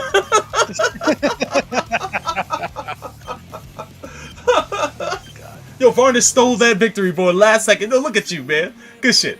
That last hit one illegal. God yeah, damn. I was trying to go for that fucking hole in one too. That's basically what happened. That's basically what happened with ours. With God damn. With Enron, he got that random albatross out of nowhere. It wasn't out of nowhere. It was skill. Bullshit. It was skill. Skill. Oh shit. I smelled something here. I know. I was about to say, I've never seen a man fucking brag so bad about dunking on a little Tykes hoop in my life. Well, see, he has to get it where he can because he never wins. He's like, bro, NBA material right here, dog. All-star game. Right. I wouldn't lie, I'd be doing it too. Hey man, you can be a dick about like Jordan. I took it. And that's how I got banned from Disney World. That albatross is basically me posterizing on Mao and Dalo, like kind of like Joel Embiid got posterized tonight by John Collins. Oh shit! All right. Well, in any case, like I think that's it for golf tonight. Like I think the guys want to like transition and get some games in for Strive for the rest of the night. So time for bullshit blazing. Bullshit. The bullshit is blazing, right? I mean, I'd be all for. I'm gonna stay in the group, but I think golf is up for tonight. So. What you guys are saying that it's Totsugeki time? Fucking Dolphins. Dolphin City. None of us play May though. Except only one of us that plays May, and he's not here right now. It's Cog. And, God! Yo, Cog, I saw baby. you're talking about that. You're talking about that one video where May basically parries that entire animation, right? I haven't seen that, but I saw. I think Maximilian even tweeted it. He may have. Yeah, he may have. Why people hate May? That's just one of them. I did see that tweet from Matt saying, "What the fuck is this?" And Ron, if you've ever been victimized by May, you would know why people hate May. I mean, I dislike May's outfit. I dislike May's outfit these days, but that's I'm actually cool with her outfit. She looks like a mushroom. Yeah, her outfit looks like Fuka from Disgaea 4. She looks pregnant, man. Look, she looks pregnant, baby. I'm just saying, she looks preggers as fuck. Well, fucking shit. She just looks like a regular person I would ever see at like a Comic-Con. Yeah, I mean, she's got a backpack on. I like that they streamlined her look. She's looked the same for like the last 20 years. She deserves a redesign. I mean, it's also in-game reason why she looks the same for the past 20 years. Yeah. But, I mean, I'm talking about her design, not so much her age. But yeah. If that's a joke. By the way, I just posted the video in like your chat. Right on. Posted it. Thank you, sir. What I did see is I saw the end of Levo, Leffen's big tournament online that happened the other day, where it was Sonic Fox using Leo versus God, who was it? God, I forget the name of the player, but he was using May, and it was Tempest. Thank you. And he was using May in grand finals, and it came down to the last match, the last round, and that shit was close. Of course, Sonic Fox won, but that shit was amazing how close it got, because he could have lost that match easily. Matter of fact, he almost lost due to chip, but he used faultless defense in order to survive that. And then May kept doing Dolphin, and he kept uppercutting the shit out of it. And he did it like twice. Yeah, Ed says, salute the Sonic Fox doing Leo proud. Like, people said Leo sucks. He made him look like a fucking incredible character, man. Oh, wasn't Leo nerfed compared to Zerd? Well, they gave him something and then took it away to make it more like his Zerd version. But people liked him in the first open beta because he seemed to be like, he was able to combo everything. And I guess they realized that maybe it was just giving him too much. But yet, then again, we got fucking Soul, who's got like every tool under the fucking sun. So it would have been cool to keep Leo the way he was in the first beta, just to combat that shit. But yeah, even so, Sonic Fox was able to pull that victory just by using the smart stuff and with crazy reactions, man. It was and that motherfucker spammed dolphins like crazy. Like, he got 4 dolphins in a row in the middle of the match. It's like, yo, what the fuck? Hey man, I said this last time. I want Colin Vernon to be playable. I want the president to be playable. Hey man, he might get your his super will be his super will be the Lincoln Punch. The Lincoln Punch, yo, that shit that fucking Soul does in the fucking story. Yo, he uses Abraham Lincoln. That shit had me cracking up as a ramming weapon. Yeah, that shit. As a cop, the way they say it's like, oh well, he is our biggest president after all. That shit's so stupid. And he throws a goddamn football at a bad guy. Oh my god. Football will save us all. Oh, Sorber, did you see that clip that I sent you? Let me see here. Oh, right here in Discord? Yeah, I posted it in all the chats. But, okay, let me see this. Yeah, Okay, like, here we go. I look at it and was like, what the fuck is going on here? Alright, let's see here. He's about to show it. Oh, did she really? Oh, word? That's insane. Oh yeah, the one where she fucking sits there and blocks all that and then like replies with the 2 fucking big orcas. Yeah. Oh, that's like what's his name, Daigo doing that thing with Chun-Li. The parrot. I'm telling you, man. Like, it's May's frames are too fucking good. Yeah, they're very fucking they're very OP to say the least. All right, let me go ahead and go OP. Absolutely. All right, online match. It's to Nick the Stampede. Yo, Nick. Yeah, I just saw him in your feed. He liked him. He liked and retweeted one of your tweets. Oh shit! Yo, shout out to Nick. I miss Nick. I wish he came out more, but I understand he's out there saving the world. Yeah, he's got some things tying up his time right now. So shout outs to Nick. Props to him. I know he's playing this game on the low, trying to learn the character so that way we can finally play online. This game should be definitely up his alley because he hated Dragon Ball FighterZ because of the simplicity of it. Like, he doesn't like fighting games where you mash one button and do long combos by doing that. And it's like, man, that's not all the game has. But I could convince him to try the game out further than he did. But this game, you don't have an easy road in that front, man. You really have to use the game systems to really get the most out of your combos in this. All right. So, he felt the same way about what is it, the Persona games as well. So that's true. Well, that was also that same auto. They have that same auto combo system. So well, that was also I know. Well, that was also used from the Blaze Blue games, which is the other development team. And we're also working on fighters. Yeah. I mean, to me, it's not that big of a deal because there's always automatic mode in the alpha games, and there was always easy mode in the Marvel games. So, to me, it was like par for the course. It's not something I had to adhere to, but it's cool. I gotta actually go in this tower before I can start a personal fucking room. God damn it! All right. Welcome. Anyways, I'm gonna dip because I got shit to do tomorrow. So, have a good night, everybody. Hey, you too, man. Take it easy, man. Take it Thanks easy. for joining out for I'll us. just drop 2 more in chat for you real quick. Well, first one's that Potbuster callback, and the Heavenly one. Pull this up. Yeah. I'm gonna head out to get some work done as well. All right, Varnus, man. Take it easy. Shoutouts to Highest Metal and Varnus. Yeah. Shoutouts to you guys. Enjoy your day, sir. All right, let's see here. I'm pulling up the first one now. Elven Shadow. Here we go.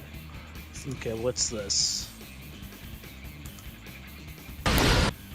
Are you just doing randos or? Well, I'm starting the room out. Wait, give me a second. Let me create a room. Specific. What the fuck? Hope I still got my settings saved. The fact that you can do that to him in midair, like almost, you get like Heavenly Potbuster is supposed to be an aerial reaction. You can override the reaction with your own reaction, which is like. So basically, it's like who goes first loses, basically, right? Pretty much, because like if you sit there and think you can punish people, now that you know that you can do that shit with fucking 50% meter, you can basically bait it out just to make him burn meter, knowing full well that he is fat and slow and doesn't build meter easy at all. Like, holy fucking shit, dude! Like that to me takes one of the biggest, most decisive threats he has off the board and just neuters the shit out of it. Because I don't know if he's close enough to be fucking DP grabbed here. Where you can do like the whatever the fucking gun fist is where he grabs him in the air. Like, I don't know if he's in range for that. He might be, but I definitely know that the freaking super is meant to jump up and catch people doing that shit right there. You got faith in that, want to tossing something, okay, cool, I will toss you. But now you can't do that. Like, I'm just going to RC out of it and then make you look stupid and throw you instead. That to me is like... That's pretty bad. On one hand, I get the option side of it, and it's like, okay, cool. The fact that you can kind of bait that out is dope as shit on that regard, and I'm not going to lie, it is. But you've taken away his major fucking tooth. As a note, I do like these Tron outfits that they have for Strive now. They look really cool. Like the black and blue that they have. So yeah, that was also in the Persona games. It was also in Zerd too. Yeah, they're known as the they're known as the PlayStation colors. Yeah, basically. Yeah. I would also like to say that I too am also fat and slow and build meter very slowly. We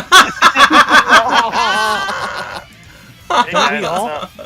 By the way, that was the other one I wanted to say. Well, hello, Chris. How are you doing? Just wanted to stop by real quick and say hi to y'all while it was still Flat Fuck Friday. Hey, yo. Hey, what's up? Yo, Chris, man, what's happening, man? Good to hear you. Yeah, it's been so long, right? I know, right? Yo, it's been years.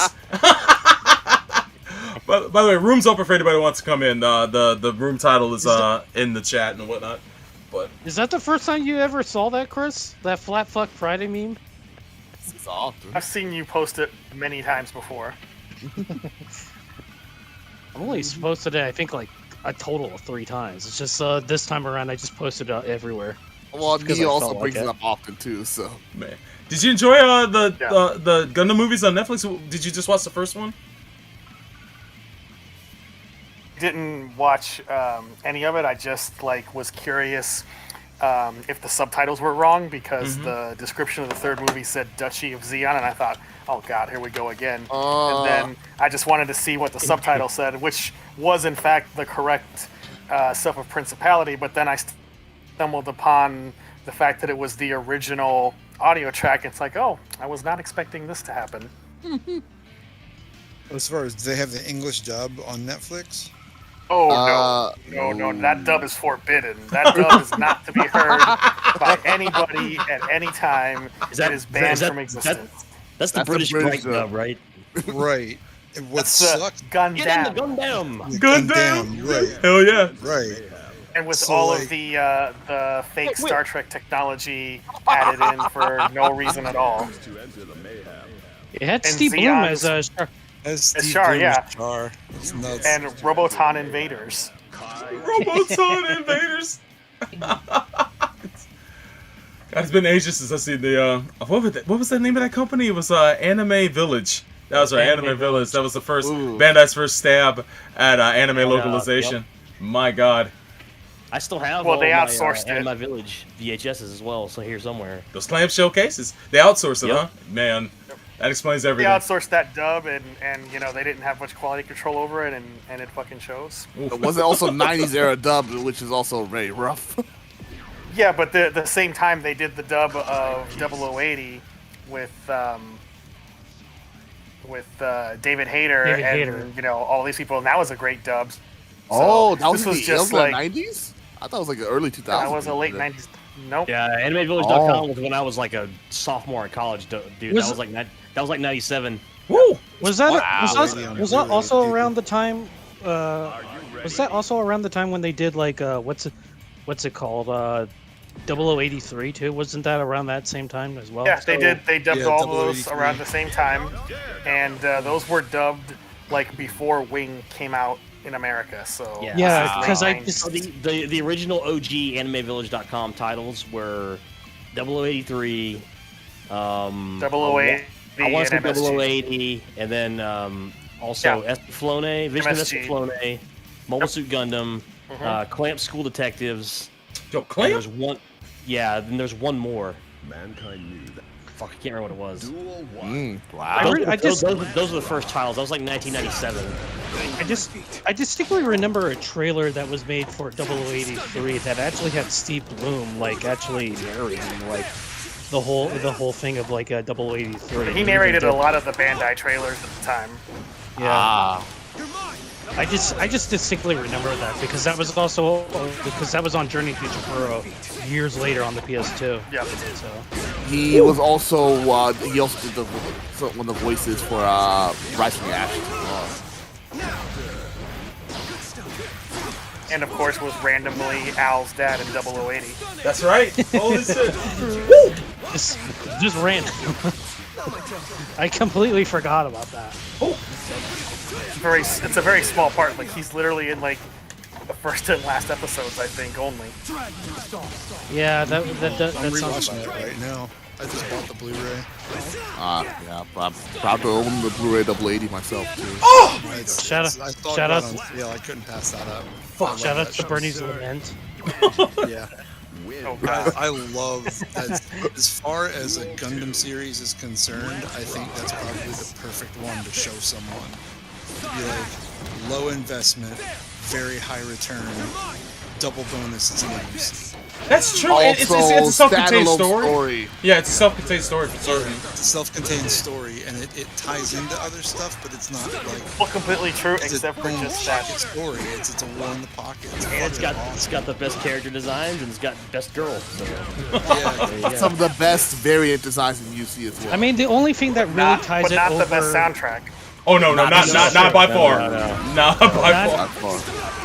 There's only one thing that ties it over to the greater story of like Gundam is that they lightly mention Amuro and like as the like Yo, kid you on survived! White, right? Well, as far as So that's like 0080, yeah, that's like It the only thing. was a throwaway line, no, but no, Christina mentions Alex- him as like her mentor or whatever.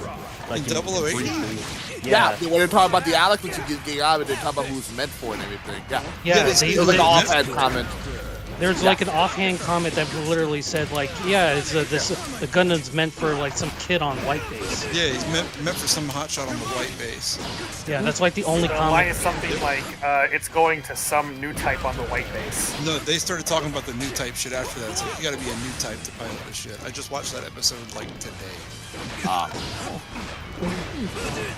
Well, the point is that's the only thing that like ties it over to like the greater part of like the UC Gundam, like an overall Gundam in general.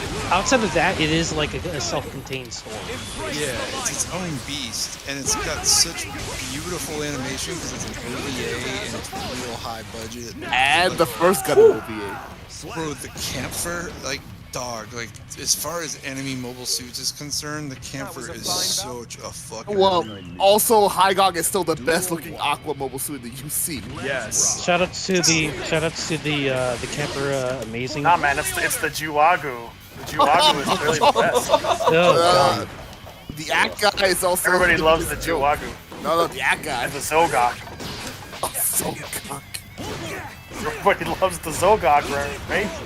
I still think the Zoc is actually the best looking one. It's been a bunch of memes with the Zoc as well, actually. Team that guy. I like the big fat Zoc from whatever early PS2 game. They made it like just big and fat.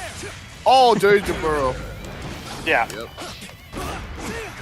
Yeah, that one I the actually did. Gundam Battle game is actually a very strong suit, especially in Super, where it fires its beams in like Wing Zero. It's actually very powerful in that game. Although the Thunderbolt version of the Zoc is also kind of cool looking and is like a big troop carrier. So bro, have you made a room or? Yeah, room's made. The name of the room is in the chat. I'll copy it to you. But if you already look in any of the chats, it's that D3E. Just go to private room and you will be able to put that in and you'll be able to join us. Okay. Well, one music thing about AA is like most of the voice actors they did other previous Gundam stuff, like or later Gundam stuff in some cases. Good shit. Chris, like Rob in the chat has a question, which is, how'd you feel about Streets of Rage 4 as a beat 'em up game?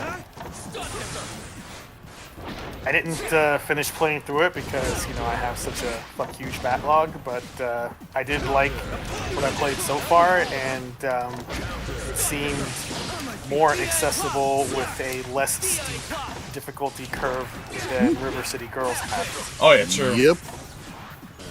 Also, the fact that expanded comp. He also says no rush. Yeah, he was just. I'll get to it eventually. River City Girls is a solid game. Yeah, we're getting a new one too. River City Girls. What's it called? Oh, part 2 and 0. Yeah. Part 2 and 0. Yep. Zero's a re-release of an older game, and then I love ooh, good shit. That, like 80s. Well done. It's a spin-off of Kunio-kun, right? Yeah. Yep. Oh, you got me with that shit. God damn. Read me like a fucking book. Wasn't the PCD on Streets of Rage where you can play as Kiryu from Yakuza? I think that was Steam only. It was like a little Sega anniversary thing, but it was just like 1 or 2 levels. It was very short, and then it would just infinitely loop. But it was fun for like the 10 minutes it lasted. Hey man, the fact that the indie developer did this and everything, good on them, and they're still make it look. I would pay for an actual full game of this. So it's like, please give this to me. Basically, just hear you, Majima, team up, going through the streets of like Kabuki and things like that. I mean, how's it for Yakuza in general context? I also need, a costume for Ono Michio. Beat the shit out of everybody. I also want, and Kira read something, a police car, he needs something nugget. Chris, I'm sure you have it now, but how's Ratchet & Clank on PS5? I haven't picked it up yet myself, but I'm curious. I actually have not started it because I was doing a replay of the Arkham games, and I'm on Arkham Knight right now, so when I'm done with that, then I'm going to do Ratchet & Clank. I was just curious. A couple years ago, I replayed through the Arkham games. I can only replay Arkham City. I didn't or Arkham Arkham Asylum and Arkham City I can replay, but I just can't play Origins. It's Origins was pretty bad. It had its time. It has moments, but it's like, I feel like I'd rather just play Arkham City. I still haven't played skipped Origins because it never got ported to PS4. So I bought it. Why go back and play some older game now? I bought it when it was new on PS3 because it was like Best Buy was doing like a holiday deal for like $40 on it, and it said like, okay, that's worth it. So it's okay. It's just the problem with it is like they recycle a lot of like a lot of stuff. Christmas game. So they recycled like not Rocksteady, so that makes me less interested in it. Yeah, they didn't show off their at E3. They didn't show off their Arkham City game at all, right? Like WB only showed up one game, or nothing at all, right? I forget what they have that Suicide Squad game coming out, right? Rocksteady does. I think that's them. Yeah, it's Rocksteady doing that Suicide Squad game. Just wonder if it's actually any good. I don't know if they should. Also, WB also had a lot of problems with their game division. They kind of sell it off too. True. Also, DLC fucking assholes. Yeah. God damn it! Well, the problem is like fuck you to AT&T. That too. Oh yeah, the shout out to John Oliver who continuously says it despite being owned by them. Oh yeah. Yeah. Well, not for much longer. Oh, well, why is that?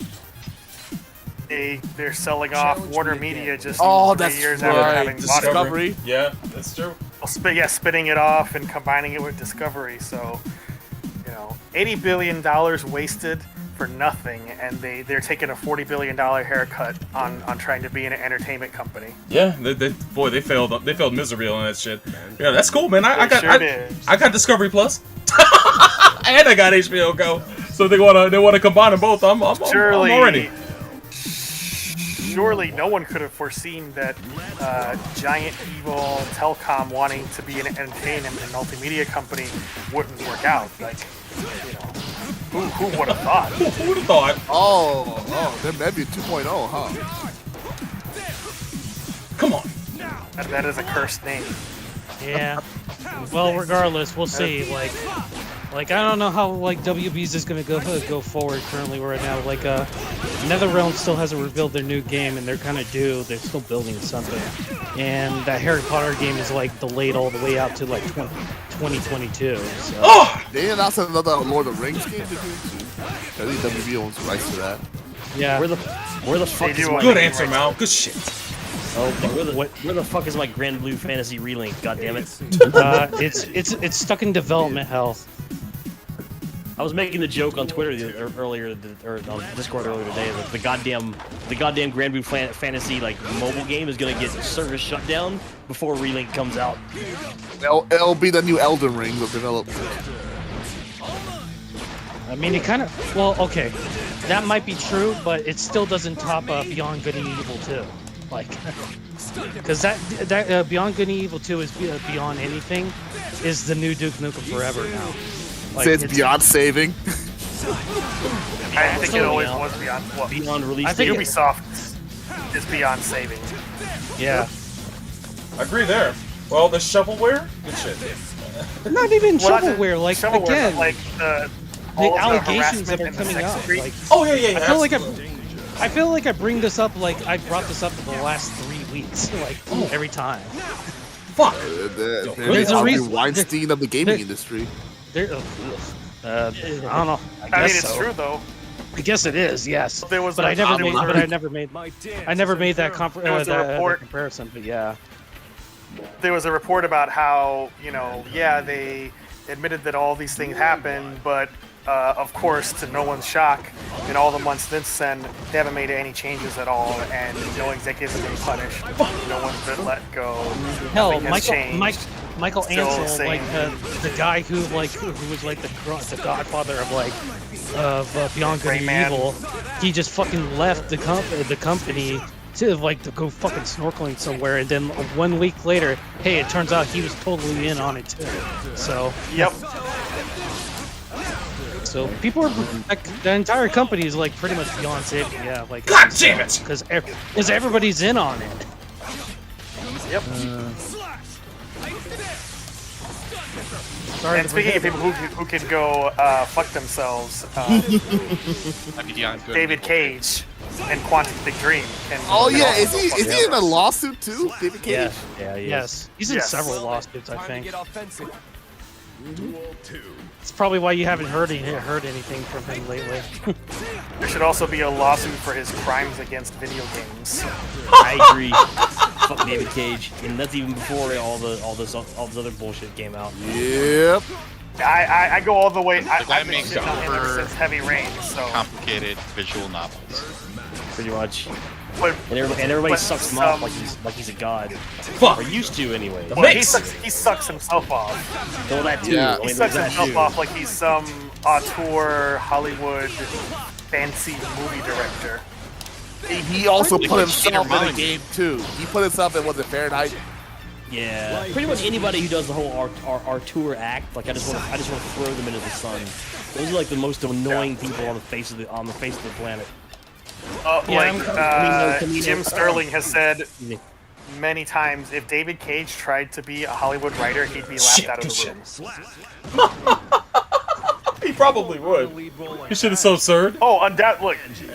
Like, if you tried to pass off Heavy Rain as like an actual movie with the exact same story, yeah, you'd be laughed out of the room for how ridiculous it sounds. He would be an even more hack version of like Aaron Sorkin. Yeah. Aaron I'm Sorkin's just- already pretty fucking annoying. I think I own all the games that he's made. Games he's made on PlayStation Plus currently right now. Oh no! I have them for free, but I have no desire to play them. I've only played Heavy Rain, and I want to play Beyond, Beyond Two Souls. No, Beyond I don't. Two Souls. That is where my mind was Detroit. going, but Detroit. That's the one I want to play. So Right. I just haven't had. I think it's bad. I just haven't had time. Well, I expect it to be. Detroit has a couple of good moments. I expect it to be terrible, but then again, like all the other games I played, like these days, is like, I'm kind of in for a bad game. So, honestly, I would say Detroit is right below Heavy Rain in terms like winning the set. Let's go. Cage's quality. But does it have any Jason or Todd moments? Fucking Jason. Similar silly Jason? moments. Good shit. A bad voice actor. Jason? John.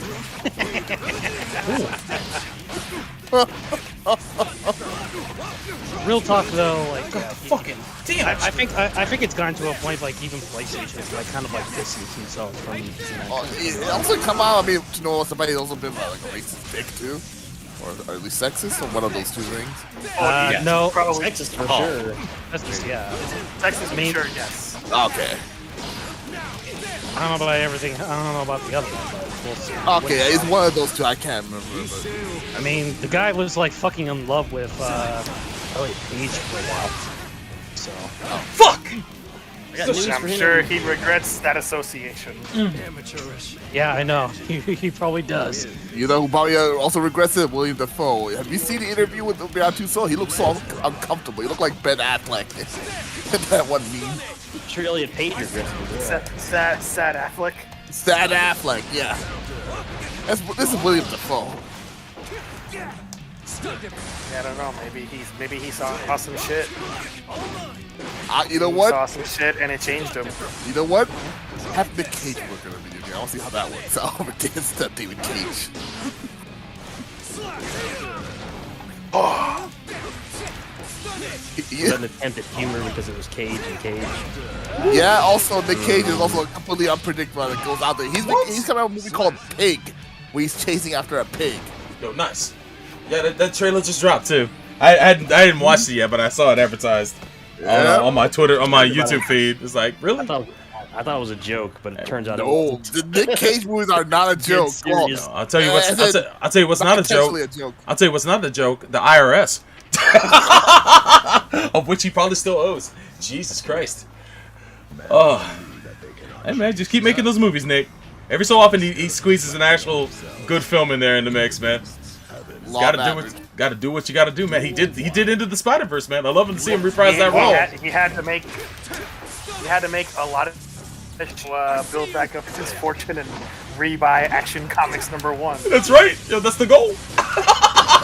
Yeah, his name, remember he was not born Nick Cage. Something Coppola, right? Yeah, he's related to Francis Ford Coppola, Sofia Coppola. Ironically, who Coppola hates comic book movies, but Nick Cage named him after a comic book character with Luke Cage. Well, Nick Cage's got to pay for his Love Live DLC somehow. So. For his sons. Love Live. Please, stuff. you know he's playing that shit. I mean, he'll probably enjoy it too, probably. But I don't think so. It doesn't seem the type. Nah, Nick Cage did all kinds of weird things. I bet he's got posters of Worst Girl up in his room too. Okay, now I have to ask the question: who is Worst Girl? Nico, of course. Okay, then I agree with that. I get it confused. I think we're the only ones that are like kind of into idols. I'm actually not. Like, I just like Love Live. That's pretty much it. Yeah, well, you know enough to have a conversation about either Love Live or Idolmaster. I just know a little bit of Idolmaster, mostly because it's on the periphery of Love Live. But all I know about Idolmaster is that it was the Ace Combat. That's fun. God damn. It was a skin for an Ace Combat jet. Oh, you son of a bitch. Good shit. I still want my Idolmaster versus Love Live fighting game. Be a rhythm dance-off game. No, fighting game. Beat him up, kick, punches, the whole 9 yards. Let's do it. Chris, how's your PS5 working out for you? I mean, fine in terms of it does what it's supposed to, and it's fast at loading shit with that solid state. Man, every time you guys say Chris, it confuses the shit out of me. I know, because that's your name too. Hey, that's I didn't know that. Yeah, SBR. The only reason SBR knows is because I've mailed him stuff before. So. That's right. I didn't know that. You're just Enron to me. Along with the I'll say the UI of the PS5 is definitely an improvement over the PS4, except for the fact. Oh, you son of good shit! Except for the fact that there's no fucking folders. Oh, really? Oh, wow. Yes, they launched again a fucking console without folders, even though PS3 natively did this in 2006. God damn it. All right, what? Since somebody brought it up. Oh god. Yeah, this is brought up the topic of the PS5 UI. Oh boy. I feel like I need to say something. Go ahead. Go ahead. I think the PS5 most of you have already heard this before, I know, but you're gonna hear it again. But I hate the PS5 UI more than any UI I've ever used on the console. I think. Really? It's not that the PS4 was just so great. It's that so like my previous job, I did a lot of work in user experience, and to me, like everything that I've been taught and everything that my clients have ever wanted out of a user experience is completely the opposite of what I see on the PS5, and it triggers me. It makes me angry. I still don't like using the PS5 UI, and I bitched like crazy when I first got my PS5 about it. So much so that my friends were just like, "Dude, shut the fuck up and quit talking about the PS5 UI. Nobody cares." So are you like Ryan Gosling in that SNL skit about Papyrus? Yes, pretty much. Like, I don't like the way any of it's laid out. Like, this could be so much simpler, and it would be therefore better. I think having literally there's three, right? There's 3 sections of the screen where you have menu options. There's the very top, and then there's what everybody considers probably the main one, which is the bar that you scroll across right underneath it. And then they have functions buried under the PS button that you have to hit, and then bring up that third menu at the very bottom of the screen to do a lot of other very important things. this should not be. This should be the very important menu should be up at the top. Number one. Number two, what you're talking about, folders. I bitched about that too, and everybody says, well, they have folders because it says games and media. Those are folders. Shit. No, those aren't folders. That's not fucking folders. Those are tabs. They're not fucking folders. They're tabs. And and even if you are going to do the tab thing, they don't need to be in the same fucking area as settings, search, and your profile. Like all the stuff, all the important stuff needs to be on the same. You know what? What I really want back is the ribbon from PS3 and that era of Sony devices. I think they called it the XMB, or the cross media bar. Yeah, the XM, the cross media bar. Yeah. Yeah. So like, I know that was 2 generations ago, but that was everything in one place. You knew where everything was. It made logical sense with folders, even though they weren't technically folders, but you could drop down underneath them like a folder, and everything just made sense the way it works. It's the way we've been using. We've been taught to use UI on all of our computers since 1995. And it just makes too. Oh, you bastard! Oh my god, Val, good shit. About why they changed away from it. I get what you're saying about the. I get what you're saying about the PS5, but I still like it better than the PS4's UI. Yo, this is the last match right here. Holy shit! Setup at all. I think that definitely might be a step down from the PS3.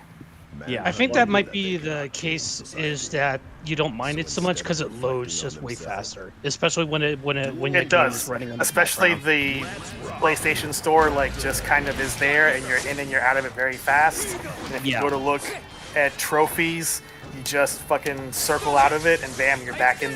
The game never went away. So like the overlays, that's great. That's a big improvement. Yeah, so they made everything faster, which makes this even more disappointing. That everything else is so much better, and yet they kneecapped it with this crap user experience. And it might change. I mean, Microsoft has changed their GUIs a lot over the years. I And know. Sony, To me, so when I first got my PS5, right, and I booted the thing up, and I was poking around and exploring it, the first thing that stuck out to me, I don't know, other than the fact that the UI was terrible, is that everything about this feels like we had a date we had to get this out by, and we weren't quite done with it. And here it is. Like this feels. It doesn't feel like a finished product to me. It's not sloppy, right? It's not like this was like somebody's first draft and they threw together and threw out there. Like it doesn't feel like that level of unfinished, but this does not feel polished to me. And it feels like there's going to be a big update later on that makes everything better. I don't doubt it. I mean, look how different the PS3 was at the end of its life, software-wise, beginning. Yep. Also, I want to give a special shout out to fuck you PS3 for changing its PSN thing, because they became other shit at the end. Well, yeah, 'cause they changed the store to was Java, I think. That store at the end of PS3's lifespan was awful. Yeah, you can actually hear us rant about that in the PS4. Good matches, dude. Launch podcast way back in the day. And it was awful on PS4 too. Like it ran slow on PS4 its entire lifetime as well. But not as slow as it did on PS3. No, obviously not. But it was still not good on PS4. Man, it's funny how PS3 had a shitty store at the beginning of its lifespan, and then again at the end of its lifespan. But the middle years were a good experience. I love how you can download multiple things, an easy thing right up front too, rather than going back and forth with the PS4's dumb thing. I was not a fan of that. The two things I really, really hate on the PS5 UI, right? All are centered on how you have to hit the PS button to get to certain things. Like in order to put the system in a rest mode or to turn it off, I gotta fucking hit the PS button. I gotta go down there, scroll down there, go all the way to power, click X, which opens up another goddamn menu, and then choose enter rest mode. PS4, I push the button, rest mode, power off options are right there on the left-hand side. I can just scroll right to it, and then bam, done, turned off, rest mode. Correct me if I'm wrong, but that wasn't there day one. No, it was not. It was not. I'm talking about it was end of PS4 life. It kind of that whole. I'm around 2-3 quarters in, but yeah. Yeah, that thing came about halfway. So you're right. It wasn't there the whole time, but it was there at the end. But yeah, I have to hit this fucking PS button to do anything important. And then things like friends or parties aren't in logical places. Like I have to go to this game base icon and then scroll down through there and find. Yeah, that thing's kind of weird. I'm not a fan of that. Yeah, like why do this? Like why did they do that? And then to do anything else, you have to highlight what you want. You know, you have to like for instance, Grant is on top of my list for some reason right now. I have to go down to Grant's name, and then I had to hit the options button to bring up even more options. You know, to party up or whatever. It's just like who designed this? Who designed it? I want to punch them in the face. This is so bad. If I came to my client, right? If I came to my client. If I still have my job, if I came to my client and I presented the user experience for their employees, you know, to get to the retirement benefits or whatever, and it looked like this, my ass would be out on the street because this is garbage. Well, the thing for me is I don't use the PS5 all day every day, but I do use my phone all day every day, and Google for the last few years has noticeably made Android way fucking worse and more annoying, I less definitely intuitive, agree, yeah. and that just annoys the shit out of me. I mean, it's like they're changing shit just for the sake of changing shit rather than does this work? Does this benefit the user experience? Is there a justifiable reason for doing this? Yeah. So that's kind of the way I feel about this whole PlayStation 5 UI, is that everything is just different. To me, it just feels like we need to make this different, so here it is. This is what you get. But it doesn't make anything simpler. It makes literally everything harder to do. I'm gonna switch out real quick. All right, no problem. It's more But clicks. the only consolation is it's like once I load an app or a game, I'm in that. Like that's what I'm there for, not to fuck around with the UI. Whereas, you know, I have to mess around with the phone all fucking day and use the apps, and if Google has made all of the apps that they produce worse, then I'm just fucked all around. Yeah, but yeah, that's basically my rant on the UI, is that everything is harder to use. It takes, on average, it takes more clicks of buttons to do the same things that you were able to do in the PS4. Like it's like three more button presses, 4 more button presses probably on average, and it's a weird combination of navigation methods in order to accomplish, you know, one or two things you want to do on the PS5. Like it bothers me. Of course, like, you know, there's going to be a bunch of there'll be kids watching the replay of this, you know, and be like, what is this old guy doing, like playing on the PS5? It's fine to me. I just go right in there and go to my game or whatever, and then that's it. But I mean, sure, I guess, but like, you know, I think about these things like, you know, design-wise or whatever, when things that I use, like I generally think about how, you know, how hard it was to, you know, how different it is than the old one, or, you know, like what was the point of changing things, you know, like I think about things on that level first and foremost, and it just boggles my mind. No, like instead of just looking at one area of the screen, I gotta look at like 4 areas of the screen. Like it's stupid. It's plain stupid. Sorry, ran over. Sorry. Well, to get my thing in on the UI is that I've talked about this in general, but my biggest complaint with the PS5 is the share button, essentially, and how it functions differently from the PS4. Because if you actually click the share button, it doesn't stop recording. It actually keeps recording in the background. In some games, they'll keep running, or they'll actually pause out because the game can't run as it has the sub menu up, and that'll actually keep recording as opposed to like stopping on the PlayStation 4. So if you save a clip, you have to manually go in and actually edit out that stuff, and that adds time on the back end. Yeah, that sounds like a whole lot of fun. As somebody who uses the share function all the time, it makes me upset. Complaint, this is more of a general Sony complaint, is that every fucking generation they change the Blu-ray controls. This is very true. That is very annoying. It's so annoying. PS4. So I use a lot of, so I'm a camera guy, right? So I fuck around a lot with digital cameras, and Sony's menus on their cameras have always been pretty good. So, and I realize I think it actually may be the same division now. I realize these aren't the same designers working on these user experiences, but why can't, if they're so good, they're so good at the user experience on their consumer electronics, which these days are basically their phones and their cameras, Like, why can't they just use apply some of that same philosophy to the UI on the They're a conglomerate, and all these different divisions are like different fiefdoms at war with each other. Well, the add on to what Chris is saying is that yes, that's pretty much what it comes down to being. The other thing on top of that is that the divisions don't ever talk to each other. They're completely autonomous from one another at the end of the day. So they never communicate. I know that, but I mean, like, it just seems weird that they know that they have these other assets that they could probably tap into their expertise. Fuck. Usually, they just don't, you know, and we end up with stuff. We get shit like this.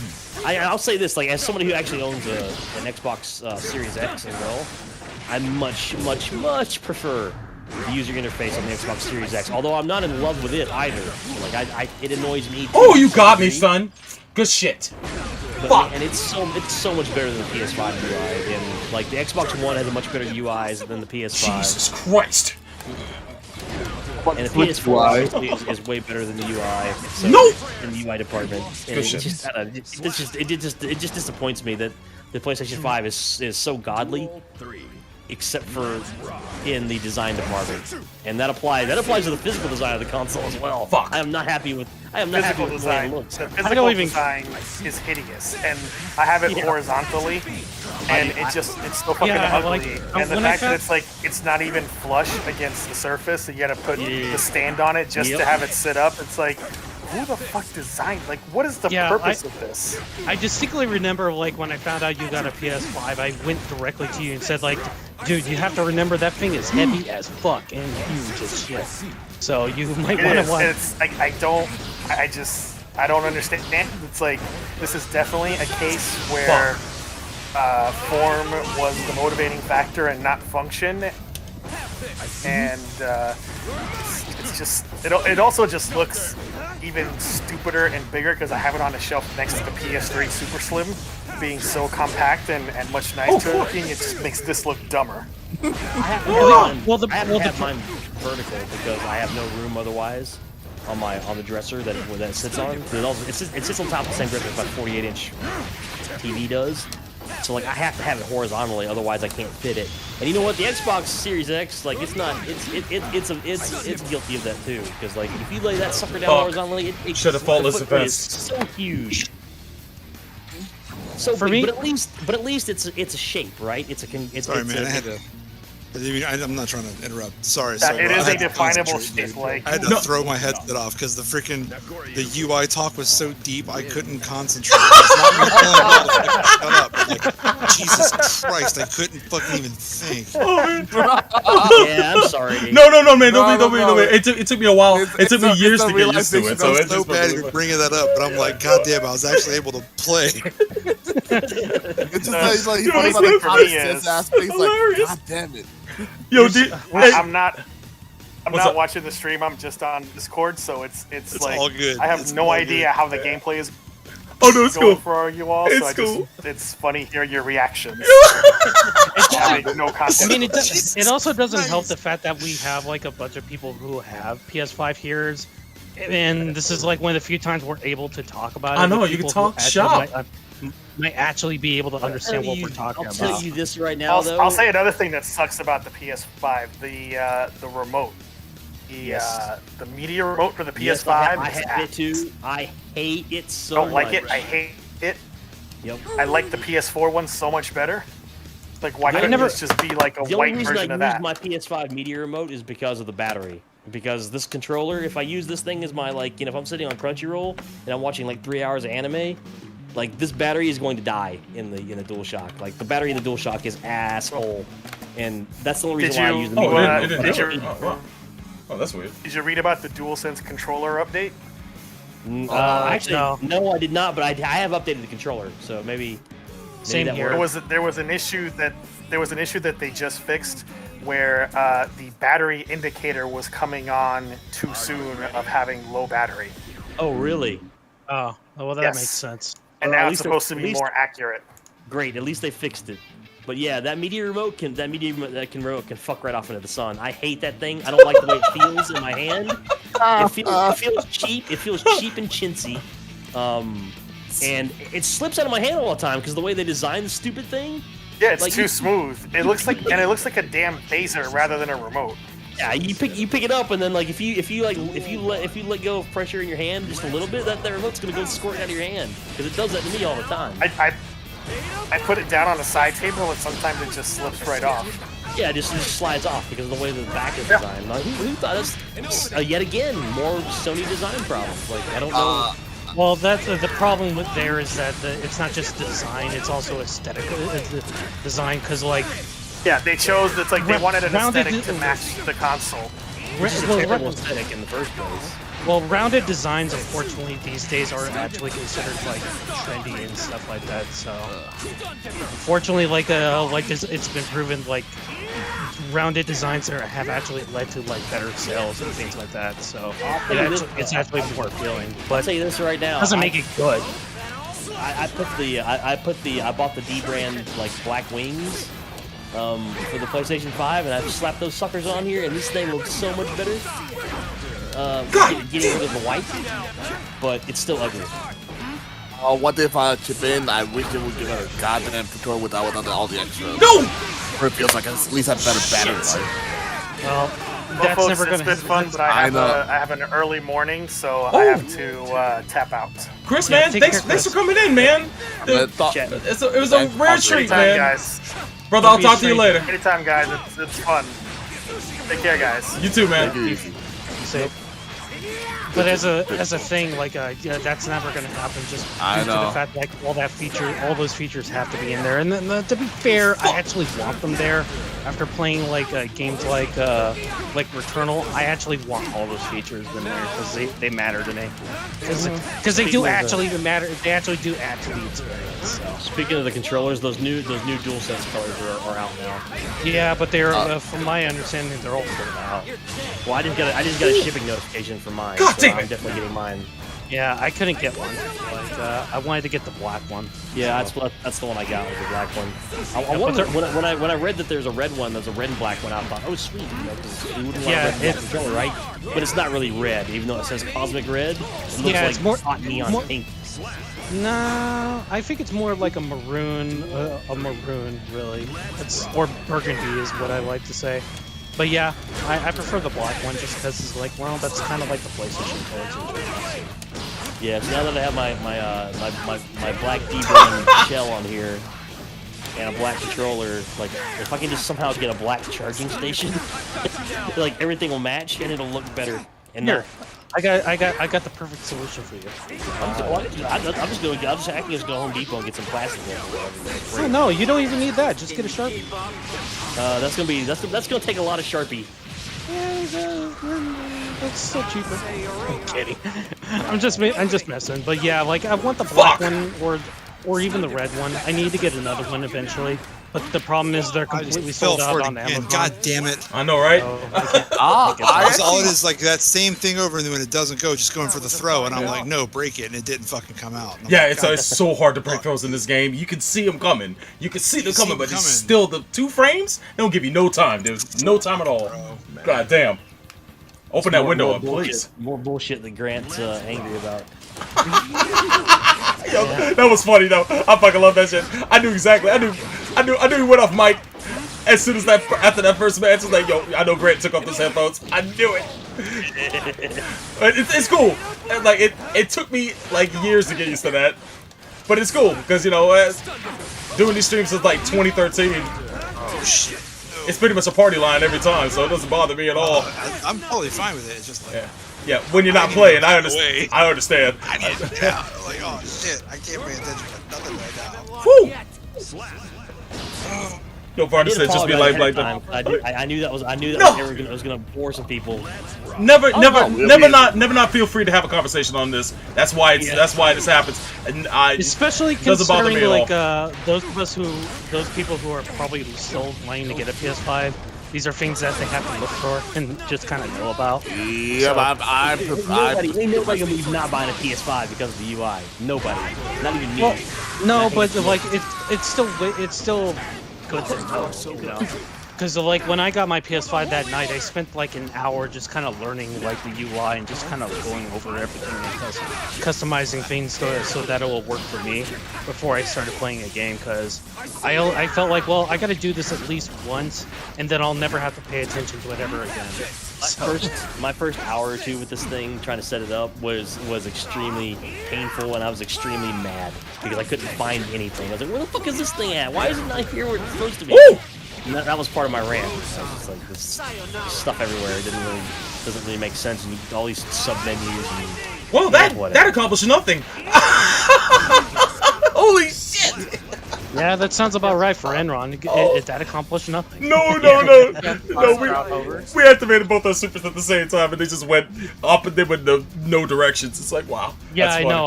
I was watching the screen. That's my why bad. I capitalized on it. That's hilarious. Yeah, but at the end of the day, like, I still like the PlayStation 5 as it is. Like, I'm one of those people where it's like, yeah, I complain all this stuff, but at the same time, I don't really give a shit about it. It plays the game, I can play it. Like, I don't really care. My main things like with it has always been like the share button. It's like, this needs to be better. You're probably right about the share button. I just don't know because I never use it. Which is fine. It seems to line up with the same things that I'm complaining about with other things, like the other menu buttons, menus and all that and other stuff. So I mean, it makes sense to me. I do like there's a mute button on the controller though. That is a welcome addition. Oh, yeah, you can never get rid of it on the PS4. There was never a mute button on the PlayStation 4 because there was no microphone built into the controller. Well, you had the mute button. You had the mute button on the microphone itself because it was an inline. They had that little inline control for the mute. Because I'm still using my PS4 headset with my PS5. And it had that little switch on it that you could turn the mic off. Yeah, I'm just saying like it makes sense for it to be there just because like there's a built-in mic into the actual controller. Yep. But I like having that button there because it's a lot easier to hit that button than just to fumble around on the line, for your headpiece, and then finding the button there. Or you could just go into the PS4 shit and actually mute it at a UI level. No, I like being able to mute it when I want to, like if I need a cough or something, or if I need to get up and leave, or that makes sense. Like, this probably sounds like a stupid question, but if you put a PS5 to rest mode, will it still continue downloading anything? Yes, but I would not recommend that because that PlayStation 5, like even though it's in rest mode, it still takes up as much power as if it was on. Yeah, say it in the PS4. Yeah. Yeah, so don't do that. No. I don't mind that it uses up that much power because I the power bill's included with my rent here anyways. I hate doing that. Like I've talked about this before. Like I hate leaving things like a television on or like anything like that. Like creating white noises or things. Like if it's on, I'm turning the shit off. So I'm lazy and I don't like waiting for games to update for me and my buddy to get online and play them. So I just leave it on so that way it updates it. It does all the updates itself. So whenever I hop online and my buddy's like, hey man, let's play a game of the show. We don't have to sit there and wait for 20 minutes for the damn thing to, there's a big ass update, and then unpack and then install because it always takes forever. Oh man, that's good. That's rich coming from somebody who has Google Fiber. No, that's not the download part. Isn't what takes long. It's the goddamn installation. Oh yeah, that even for like simple ass games, there's a long ass loading. It's time. Yeah, even for this PS5 with its with its supposedly like super high speed HD, like it still takes a little while for it to finish unpacking everything and then doing the installation for the updates. So what you're saying is my computer still does it faster than your PS5. Okay. Yeah, pretty much. Well, yeah, we always know that. So. Oh, hi. My computer's way faster. All good, man. Yo, Cookie Mom, what's happening? I just can't stand this thing being on. Just mostly because I have this paranoia about devices being on all the time, and basically them being on when they shouldn't be. So. They hear you. Yeah, that's basically what it is. It says something when I'm done for the night. I actually turn everything off at a circuit level, like a circuit breaker level. I turned it all off. I can't even reach my my power strips to turn it off like that because I have them buried so far back in my cabinets, like under furniture and shit. Like I can't even turn them off that way. Even if it was like that, I would still do it because like that's important to me. So that. That's effort, son. Yeah. Well, get off your. Nope. I'm not even gonna say that. Get off my fat lazy ass. No. I will stay fat and lazy and watch my new TV. Thanks very much. I hit all of the power, the power supplies for everything. Like I've got those things hidden so far behind and underneath things where you never see a single cord. And that's the trade-off, is not being able to get to them very easily. I would still, even if I was doing that, I would still find a way, even if it was just like a tiny stick where I gotta turn off. I just hate having visible anything like that. So the big question is the PS5 back in restock so I can actually go out and buy one? You are never gonna find one in store. You're gonna have to find it online, and Yazi's having a hard enough time doing that. The problem is because I'm at my day job and everything, like literally at my job, I can't go out and I can't even check my phone either because I'm busy working. And to even like pre-order anything, and I'm also the type of guy who barely uses my phone for that kind of shit. I've been trying to grab them. Like I've been last several weeks, like 2 weeks. So I've been trying to try to grab units for people that I know, but I haven't had any luck either. I just haven't. I personally haven't been doing it just because I know for a fact if I was going to do it, I have to sit in front of my computer. I would have to camp in front of my computer like the day I got my PS5. So, I mean, granted, for me, I have like three methods of getting it. So I basically had access to 3 different PS5s. Woo! It basically came down to, do I want a PS5 or a new TV? New TV. Yeah, TV. For me, I'd rather have a new TV as well because like the PS5. Honestly, the PS5, I just wanted it because it was out and people were having trouble finding it. And I was like, well, it'd be kind of cool if I got one, but I didn't really need one because it's still kind of cool to have. I mean, it's still kind of the cool club's kid thing to have. Yeah, but like, if my choices were, hey, do I upgrade my TV or do I get a new PS5? I would choose the TV upgrade every time. Well, the only reason I actually want one is because of that new Evil Dead game. It's supposed to be coming out. Nice. So I'm like, so much damage? God damn! I didn't know about that one. What the fuck? Oh yeah, they did show that off recently again too. I think Bruce Campbell is also doing the voiceover. Yeah, they have all of them doing the voiceovers. Well, it's not the first time for him. They had one on the, I think it was a PS2 era. Yeah. Evil Dead game. So. That's cool. Booms. And I'm air quoting here. Done with Ash. So God damn, we have the knack of doing that. I'm going to be back and doing it again. I was gonna say, so bro, did you bring back Ashy shit. Slashy as a playable character? Oh yeah, true. That fucking guy from Evil Dead. The puppet, the evil ass puppet. Man, I want that so bad. Oh man! Oh, bring back Pink Fuck. eBay. Bring back the drink Pink Fuck. What a trip! Why did they cancel that show? Fuck you, everybody tonight? What's up? How's everybody tonight? Doing all right? How are you? Yeah, we're doing okay. We have a Friday night off for once. Congrats. Everybody's getting Juneteenth off at the last minute. I'm still deciding. I wish I got it. Oh no, I worked today. I was at work at like fucking 6:30 this morning. Oh fuck!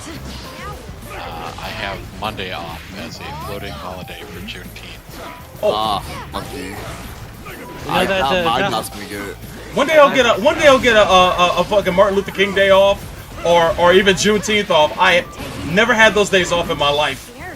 Me neither. I've never. Only in school that I get Martin Luther King day off. Listen, it's only important that white people get the day off. Yeah, right? It's amazing. God damn it! Too funny. Yo, but that's only 4th of July though. As a white person, I can say that's only from the 4th of July. Just saying. My job, because President's Day was it President's Day? Or was it? Which one was the one in February? Oh, President's Day. Yeah, President's Day weekend. My job started this trend last year where they started giving that day off for us. Oh no, it's fucked up. My boss's boss told me I could have 4th of July off this year because I wasn't requested off. Then my boss goes yesterday, oh yeah, by the way, you're not getting it off. I'm like, your boss said I could have it off. He's like, you can call him right now. You're not getting it off. I'm like, it's a Sunday. He's like, for you. I'm like, God damn it. Did he talk to his boss please and confirm that? Brutalized. We'll see. Holding my breath. I was gonna say, yeah, Lumberg his ass. Lumberg. Your boss sounds like a complete asshole. That's exactly how it went down. We switch characters real quick. Yeah, I'm going to come in and vote. Saying stuff like, well, you're, like, sucks to be you or whatever. Man, if my boss said some shit like that to me, like I'd be going straight to his boss and be like, not having a person work today's shift today, doesn't it? And walking out. Sounds like that's okay because I'm maybe calling out that day. Just sounds like it sounds like that one cop I heard a few years ago when somebody was complaining, hey, these cuffs are hurting me. Like, can you loosen them up a little bit, or can you just do something about it? And he just said to him, well, that sounds like a personal problem for you. That's fucked up. Jesus Christ, man. Yeah, that sounds about right. Ooh. The hospitality you expect. Yeah, well, it's okay. He's in for a rude awakening when I take fucking 3 weeks off this year for my birthday. Yo, real quick. Yo, Mao, man, thank you for those matches, man. That shit came down to the last, dude. Insane. And fucking sane, dude. My God. Enjoyed the shit out of that. We shall see what happens. Those counters, man. I had to mute the Discord too. Oh, my shit was on mute. Oh no, it's cool, man. I'm sure we were boring it with all the. I was boring it with all the technical. No. It was actually enlightening to hear about the PS5. I don't have the system, so to hear about some of the struggles with it was interesting. At least I know what I'm in for when I finally get one. Yeah, you ain't missing nothing right now. Don't worry about it. I'm in no rush. Don't you actually have to play games solo to be able to own it? Ouch. Damn. No. He plays games. It's Legend Galactic Heroes and Anime's not what. Oh, the Robot Wars. Wait, no. What did he say to me? Hold on. Repeat. Better about that. Repeat what he just said. It's just curious. He said, "Do I have to play games in order to own the system?" No, he said like you gotta play. You gotta play the games to own the system. I own a PS5 game right now. It's called Guilty Gear Strive. Last I checked, hell, fucking everybody's golf is also on PS5. Yep. Hey man, don't be like me. I own 2 games for the PS5 without the goddamn system. I own a couple PS4 games and I don't have a system anymore. So there you go. Well, that's different. You had the system in the first place.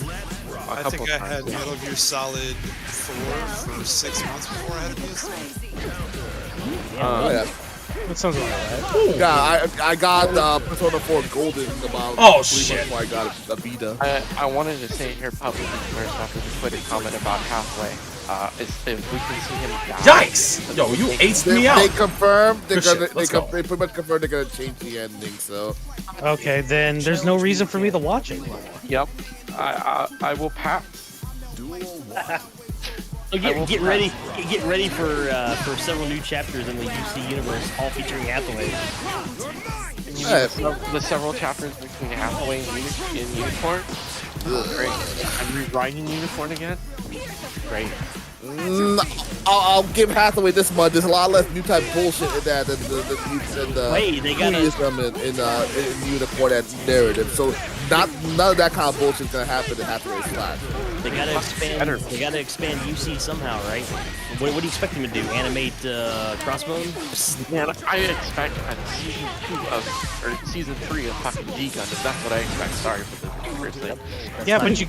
But you got it. It's in the form of build fighters. Shit. Then season 3 of Build Fighters. Your technique is I kind of want them to give Build Fighters a rest, even though I like Re-Rise. It's also the fact that they're doing a live action. I mean, Bad Log is fine because but they're like short things, but they do gotta take a break from about fighting. What's an actual alternate universe non-fighters TV show again? Because it's still been a long ass time since that happened. Build Divers wasn't good, and even though I like Re-Rise, like it still isn't as good as like OG Build Fighters or Try. Like they definitely seem like the average is going down on that franchise. I just think they need to stop. Let it rest up. Get slightly more creative ideas. At least then bring it back because it's gonna start getting really stale. Well, more so than it already is. Any new Seed series, so yeah. UC is also UC is also not TV show, just OVAs and movies. But I'm also sick of that shit too. Where are they going to give for Astral the story mode?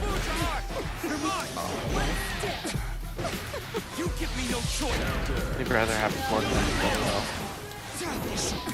They are gonna make another one, you know that, right?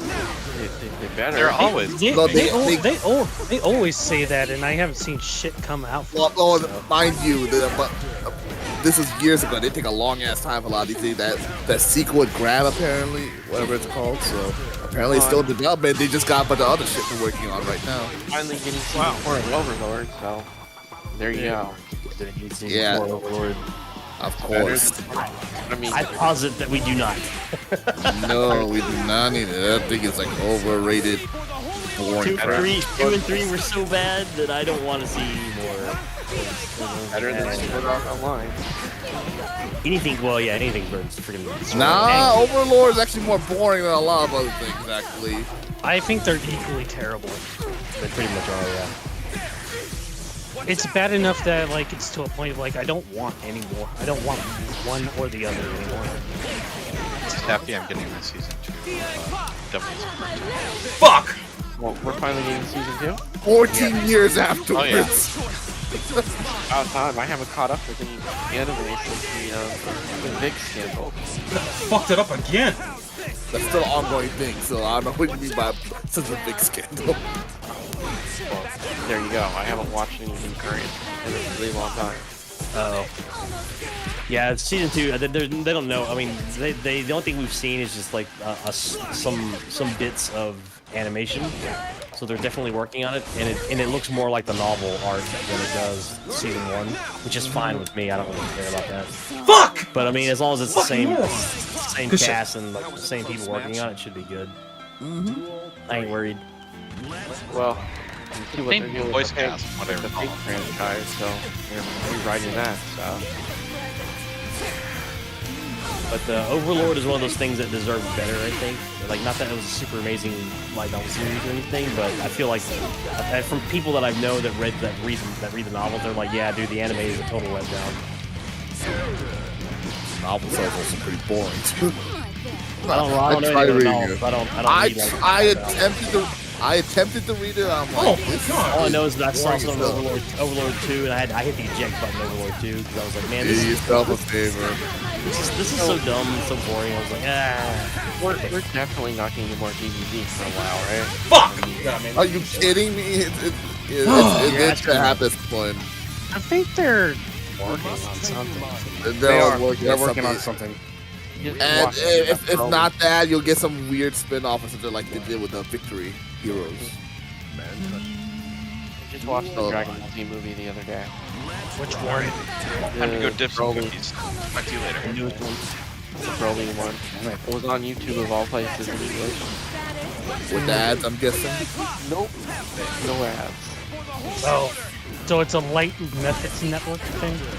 Pretty much, yeah. Probably God of the Flowers. the Cookie Mom that drop. Literally, you just type it there. Right, well, peace out, Cookie Mom. Peace out, man. Didn't hear you leave. Fuck. Well, at least this JoJo to look forward to later this year. Hopefully in October. If it comes out this year, we don't know yet. Yep, if it comes out, yep. Is there anything anybody's actually looking forward to other than JoJo? 86 season 2. this October? Anime-wise, not really. I'm kind of looking forward to watching Gundam again on Netflix. I guess maybe Shaman King when it actually shows up on fucking Netflix, so I can actually watch it. Jesus. They're probably animated in quite some time. Since pre-pandemic, so. Yeah, that's kind of how I felt too. It's like every so often I'll jump into something, but it's like I don't really do it much. I know Enron's enjoying Super Cubs. Yeah, I am. But like I admit that Super Cub is not like it's not like super great or anything. I just like it because I like the art. I like that there's motorbikes in it because that's the kind of shit that I like. But if you're not into that sort of stuff, like you might not enjoy it as much as me. But I do like it. The thing I think I'm looking forward to the most is the Senpai Ga Uzai Kohai no Hanashi anime, which is if anybody knows the manga, it's like the manga with a really short like office girl or whatever, and a really tall like big dude. Sounds like somebody's fetish. It's a Doga Kobo show, so you know it's one of those shows. Also, they kind of also I do like it. A little bit too. Tall guy, short girl.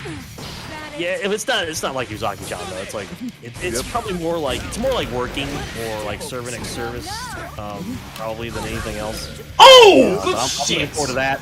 And then there's that Sunrise project that's like Gundam but not Gundam, you know? Oh yeah, something legacy. It's like Shokai Seiki or something like that. Yeah, that project was in development hell for a long ass time too.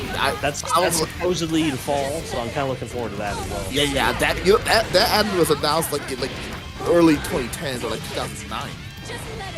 So that thing's been in development hell for a long ass time. But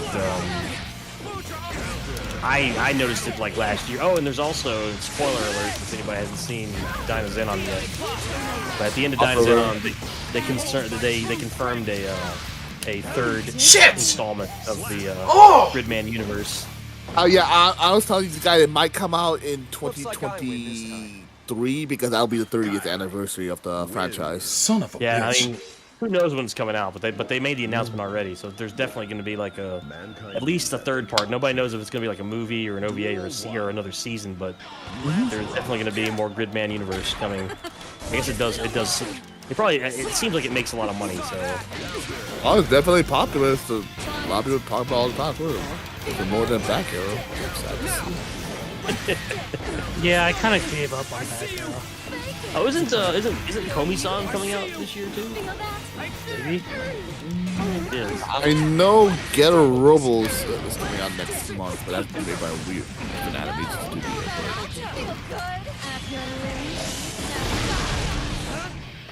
We'll see if it's coming out this summer season. Summer season usually keep low expectations. It's really not. Usually. Actually, yeah. All the goods are usually spring and fall. Usually, yeah. Oh yeah, Summer's got that. Has got the that stupid Kanajo show, which is going to be terrible because the manga sucks ass. Woo! But people seem to like it for some reason. That J-Hei Sama show is supposed to be coming out in summer. That manga is actually kind of funny. That may actually be good. Plus, it's Silverlink is doing that show. And Silverlink usually does pretty quality stuff. Anything else looks like Isekai, more Isekai. Regular Magic High, more of that, Enron. Oh yeah, no thank you. Oh yeah, that new Love Live show is coming out in summer. That might be decent. More Isekai. A lot of Isekai. So, if you like Isekai, 2021 is your year. Okay. The Tom already loving you, Enron. Oh yeah, this is Get a Robo. Alright. Media. What do they do? What does Media do? Not much from what I remember reading up on them. Mazen Kaiser, Shin Get a Robo, Cyborg 009 versus Devilman, Shin Mazinger. They basically do all the super robot stuff, it looks like. SKL. How was the last season of Custom? It was good. All accounts, it was a fantastic team. Go, bro. What? Say it again? Castlevania? Yeah, I loved it. I thought it was pretty good. God damn. Sorry, my concentration is a little distracted. I'll answer that question in a second. That's fine. That's cool. And I had a hilarious slap scene out of nowhere. And it was like a pimp slap situation. Oh, so finally pimp slap? Yeah. No, it was a completely unexpected thing and from a random character most people don't know about. So are they doing a time jump with were they doing Richter now? Fuck! Yes. Fucking ran headlong into that. We're going to do Richter now. No, Castlevania was tight, man. I do think that the ending wrapped up a little too nicely, but other than that, it was definitely a nice bow on a good adaptation, man. I'm looking forward to the spin-off with Richter, though, since they just announced it, but we probably won't see that for at least another 2 years or so. But should be interesting. So is it basically going to be like an adaptation of like, what is it, Bloodlines? Dracula X. It should be Dracula X. Rondo Blood and likely and Symphony of the Night. They're probably going to combine the two like they did with Dracula's Curse and I forget what the other one was that they combined. I haven't been watching this show. Curse of Darkness. Yeah. I watched like the first 4 episodes and just didn't really like it. Dude, it gets much better. It starts off slow. Season 2 is where it really hits its stride, though. Season 3 is like a lot of setup for Season 4, but Season 4 makes the payoff worth it, I would definitely say. But yeah, I've known a few people that watched the first season. And Symphony of the Night, we're good to go. I'll watch. But with all the lore they establish in this series, it's gonna pay dividends to Symphony of the Night. I'm looking forward to seeing what they They better continue it past this next one. I don't even know what the backstory is. Well, also depends if Warren Ellis is going to return. Likely not, given his. We can find another writer. That's fine. I'm sure there's other writers that can kind of give their own taste to it, but we'll see. But I'm saying, I think he's also kind of the main driving point. But he's as much the shitty thing he's not. He's a skilled writer. Like he's done a lot of good works too, but. Sometimes, they can't just try. I mean, I hope they can make it work, but. Man, what they should be doing is just time jumps and continuing it through time jumps. Fuck! I don't think it'll hit. Nope. Damn. Woo! Oh, and also, I don't know if anybody else here cares about this besides me and Mal, but Hamafura Season 2 is in summer as well. Ooh. That's the Otome game villainous anime. Never. I think I've heard about it in passing, but My Life as a Villainous or whatever. Like it's that show. Well, I'm pretty sure you and I are the only ones that have seen it. Probably, yeah. Sounds like it. What about this one upcoming game? Shit. Alright, Detective is Dead. I gotta switch characters. Never heard of that one. Yeah, that's a new one. I don't know if it's based on a novel, but. Play 3 more times. I'm gonna pick Kai. I need to learn from yours. Let's go. They didn't announce another. Oh shit! Yeah. Cool. Thank you. I got something. Of what? High School DxD series, have they? Oh god. Hopefully People not. lost interest in that. No, it's novels. Just no one cares about the novels anymore. So. Oh yes, this the Tante wa Mo Shinderu. That's what that is. Detective is Dead. I've heard of this. I didn't know they were making an anime though. Oh yeah, they announced it like not too long ago, but yeah. Yeah, for looks like July 4th is the first episode. Mm-hmm. It's Studio Engi though, which does not inspire confidence. I mean, you got decent people working on it. I don't know, because Studio Engi is the studio that does Uzaki-chan and Kimono Michi. And neither one of those. I mean, I like Uzaki, like the anime, but the manga, but the anime wasn't all that great, and Kimono Michi was not good. Okay. No, I know the one I'm looking forward to this fall is the new Lupin Part 6. Fall? This fall, yep. I didn't realize it was so soon. Oh yeah, that's a big thing. They announced it last month or 2 months ago, around that time. Well, when's it gonna air? Let's see. October, yep. Coming out in October. Are we doing any more Code Geass, or are we done with Geass? They're gonna do another movie, but that's still like early production. Was the Return of the Illusion good? Oh, pretty decent. Yeah, pretty decent. Well, according to everybody else, it's a fantastic movie. I just haven't seen it myself. So. Was he actually not dead? No, it's called. That's why it's called Lelouch the Resurrection. He comes back to life. Well, I mean, I know what it's called, but I didn't know like what the actual, like what the actual story of it was or whatever. Well, pretty much that. He rises from the grave. He's literally Jesus. Does it end with him and Peach getting married like all the shippers want? Actually, it kind of does. No, Inuyasha Yashihime Part 2 airs this fall. Jesus, there's gonna be more of that? I thought they were gonna stop at like 26. They did. They stopped at 26 and then they announced the season 2. Wow. I mean, I knew that it was doing really well, so. Oh God! Oh yeah. Right. Oh my fucking God! Oh, Enron, that other mecha show, Sakugan, is coming out this fall. With that construction-looking mecha. Oh no! That's something. Yes. What was the name of that show again? Sakugan. Shit! Sakugan. Oh, Saxon, literally Saxon guns is what that means. Oh no! Guess who the studio is? Saint Light. Oh. That's Calamari Studio. Calamari's terrible studio. Well, that's gonna suck. Kawamori is not involved with the project, though. I know he's only not. doing But He's talking about the studio in general. Yeah, but also true. But usually it's worse if he's involved with that, writing or directing, which he's. It is, but I don't. The studio's not good either. Like they don't do quality shit. So I am not. Well, you can make an argument that they do quality shit. The only thing that they've worked on that's any good in the last like 10, 15 years has been Log Horizon, and that's not a technically, you don't have to be technically competent to make a good show. Log Horizon. Well, they're like quality shit. But all their mecha anime they've done, if you look at the list of all the stuff they've been involved in, it's all shit. So it's quality shit. I don't even say it's quality shit. It's just shit. See, I'm not looking forward to this at all. Fuck! Now that I know that it's Saint Light. Might be good, but got me, man. You got me dead the fucking rights to shit. The writer involved with this is only because of the original project, but has not really done too much other stuff, really.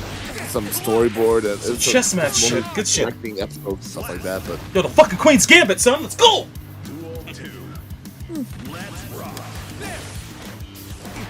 I'll go into it with low expectations. Yeah, my expectations are quite low. Apparently, this guy, though, if you do want to like look at some of the works that he's worked on, he's apparently worked as a director. He's an episode director basically, and he's worked on Log Horizon, Go Sick, which was okay. The freaking Disappearance of Nagato Yuki-chan, which is Hari, which means garbage. Sorry, Dalo. Sorry. I know you're gonna kill me. Sorry, not sorry. Woo! Fuck. Oh, he worked as a storyboarder on Daemon X Machina, the video game. That's what's up. Let's go. Looks like I win. He also worked on First that of three. World End TV show. Yeah, that World End was bad. I've tried watching some of that, and I was like, this just looks like tragedy fantasy stuff. So I quit watching it. Just want everything to be a tragedy so I can cry at other people's misfortune, so I don't have to remember mine own. So, but I don't like these tragedy, like freaking tragic drama shows. Like there's, I mean, life is depressing enough. Like, why do I want to? I don't need to see that animated. Oh, curiosity. How did that one show I shaded in front of high school at home? Alright, so I've gone through 6 episodes of it, and it's pretty faithful to the manga so far.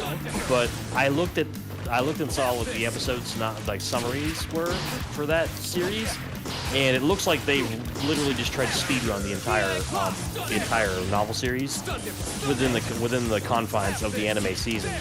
So like the stuff that they described in like the last episode is stuff that happens in like the last volume.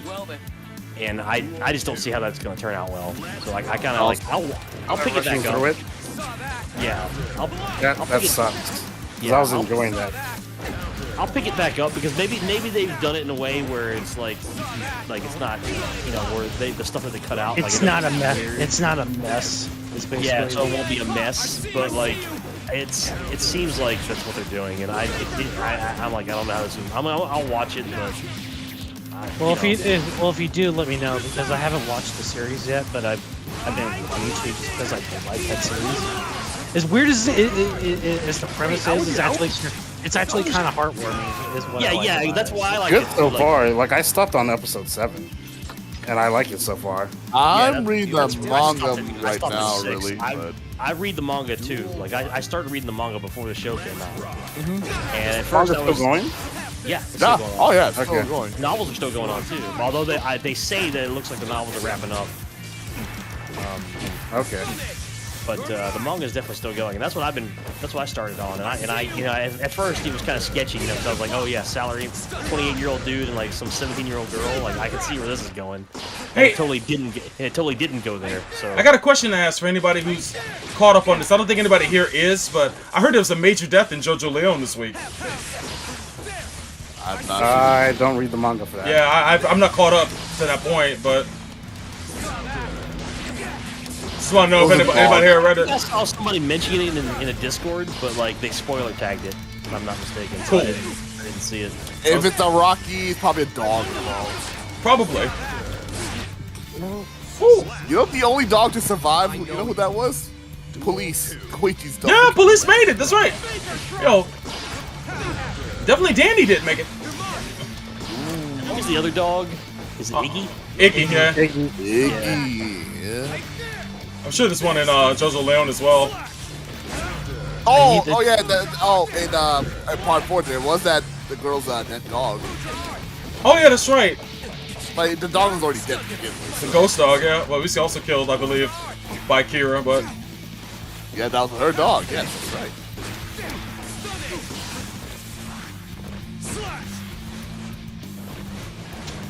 Let's see what else. As a thing for Rab in the chat, like Cinema Sins is still clickbaity, yeah, and it's fun and it's dumb fun, but it just says something when they do a movie, when they do a quote review in quotations of like Jurassic World: Fallen Kingdom, and actually it being accurate to how terrible the movie is. I don't feel bad for linking that video because that movie is hot garbage. I mean, I'm somebody that actually likes Cinema Sins, but I kind of just take Cinema Sins at face value. I can't stand the channel personally. I can't. I don't blame you. It's funny, but it's not serious. It's not a cohesive. It's not very good. But I also like the channel since like it first aired like way back in like 2013, I think it was, maybe 2014. But I don't blame anybody that says they fucking hate it. So. Because it's very detestable stuff. But I also think that comes down to the fact that people take it way too fucking seriously, too. Didn't they open up a channel called Cinema Wins as well? I think Cinema Wins is also them, right? Or is that someone else? I think that is them. Yes.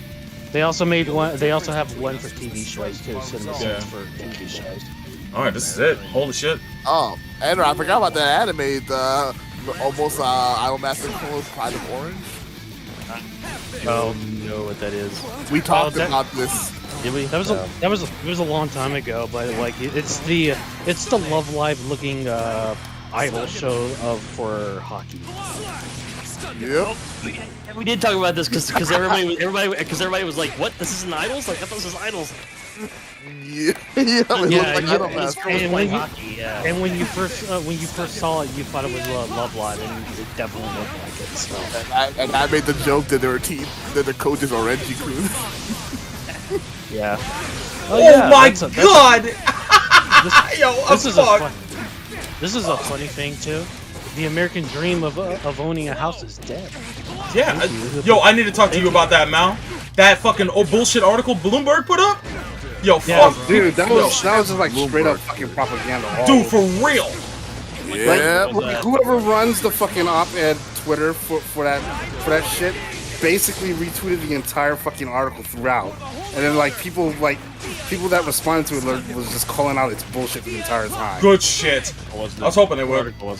It was about the housing market where people can't afford to buy a house anymore, but it's there's no shame in renting. It's like, go fuck yourself. These fucking conglomerates are buying up all these fucking neighborhoods. Yeah, they're trying to fucking convince people that it's okay now to own a home. I was like, you propagandist motherfuckers. Well, like the articles, like the title of the article is like, prices of the housing market are rising, but it doesn't mention why it's fucking rising. Yeah, exactly. Look, like that shit was just so fucking transparent. It was embarrassing. There's something going on in Canada right now where a company is trying to buy $1 billion worth of housing stock. Yeah, yeah. Just to turn them into giant rental properties. Yep. The amount of people, they're like, yeah, you know, it's people can't get into houses, you know, but this would be an easy way to get into houses. I'm like, but you just bought like, you know, you're planning on buying like 4,000 houses. Like you're the one creating this. Oh, holy shit! Yeah, it's both foreign and domestic investors that's doing good this matches, shit. dude. And they're buying up any. Yeah, they're buying up any property they can get their hands on. You want another one? I'll give you one more, man. Because they have no other place. They have no place to put their fucking money. That whole thing is predicated on the fact that there is an entire class of people that are now trying like hell to beautifully sell the solution to a problem that they previously intentionally created. Well, what's the term about vertical integration? That's been going on for a long time. It's just that right now they lucked out and hit and they hit this I don't want to call it a bubble, but it's like I said, a lot of the conditions were of their own making, right? But a lot of them weren't as well, and they've lucked out and they've got this perfect storm that's created, like, you know, everybody's trying to fucking buy a house now. And there's just not enough stock. Yeah, they're literally outbidding people who are actually trying to buy houses, right? And they're buying overvalued. Wait, it's only like 2,000 something. 2008. Yeah, I mean it's going to happen again. Yeah, that's what people are predicting. That it's going to be the crash all over again. Yeah, it's going to happen again. Yeah. And then the government's going to come in and say like, well, we're going to try and like bargain out these people and basically bail them out, and then eventually, like everybody who you always do, and then hindsight, everybody's going to say, "How'd you get out of that?" And just said we were smart, and that's all they're going to say. See that for me, not for thee. So Mal, that article didn't say anything about BlackRock or didn't say anything about the Coke Industries. Wow. Didn't mention any of the investors, either foreign or domestic. No Koch brothers. No BlackRock. No fucking BlackRock. None of them. Oh, let's not forget. This is also owned by Bloomberg, who's like it was convoluted with a bunch of fucking real estate jargon, just to make it seem like it was trying to be intelligent, but really they were just trying to push an agenda. Yeah, those CNN articles kind of similar to that. They didn't mention anything about when the prices were surging either. So bullshit all around. The thing is, CNN business. Fuck a lot of kidding. Nice. It was Sonic Adventures 2. Sonic Adventure 2's birthday yesterday. Holy shit! Now that is some next level bullshit. I know, right? No. We can't go on like that. Oh, one more. We're fucking done. Let's go. I know you mad. Learn about this fucking game. Oh my god. At first I thought he was talking about Sonic 2. I uppercutted his Ride the Lightning and won the match. It's like, are you serious? I thought I was fucking. Countered it with a fucking DP. I'm just like, the DP beats that? Like, it was a slash DP at that. It was like, man. Oh, the weak one. Oh, do you know the reason why? Why's that? That actually makes sense because I think the slash DP is the one with the invulnerable startup. Oh, okay, that makes sense. I'm clipping it right now. I was kind of nuts. But ooh. The legs. I Dragon Quest show. I think I could think about it. Yo, die? Yeah, I kind of want to watch it. Awesome, yeah. remember watching the original version of Die years ago, but yeah, I mean, you mentioned on Flip the Script back in the day. Well, it wasn't Die that I mentioned. I mentioned the original one with Abel.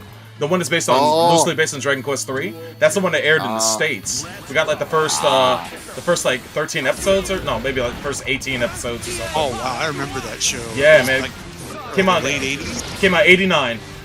Yeah, man. Holy shit! I don't remember that at all. That shit was dope.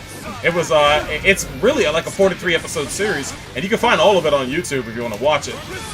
But that's my first exposure to Akira Toriyama. Besides the game. Die is really good though. Like everybody just raves about it. I've only watched like 3 episodes. Yeah, I forgot I saw some review on it recently, and somebody was really raving about how good it is. And I guess it's based on the current manga run. Ooh. Oh yeah, I was gonna say you were to get Ben. He's loving on it too. He tweets about it all the time. Oh, nice. Oh, and World Trigger Season 3 is airing this fall. Oh, I thought you enjoyed that one. I wish Toei would put some money into that show. Fuck! World Trigger? Yeah, because I like the manga. The manga's an interesting read, but oh, never mind. I'm thinking World Trigger makes it a Lost Horizon. My bad. Dude, don't do that. no, I didn't mean that as a joke. I literally got confused for some reason. My bad. Oh, the Blade Runner thing is airing this fall too. Oh yeah, that's right. I forgot that was coming. Yep. Although it's gonna be the CG animation, so. Oh man, good matches. Super input in this game come out like 30% of the time. I swear to Christ. They feel like it sometimes, yeah. Dude, thing is, like, whenever I want one, like, if it's in combo, for some reason it works fine. But if I'm trying to pull one of those raw, it's like, I'll do it, and then it'll be like, no, you wanted a DP. Like, dude, no. that kept happening to me when I was using Eno. I was trying to do, like, the super where she makes the sound wave come out half the time, and I fucking miss it.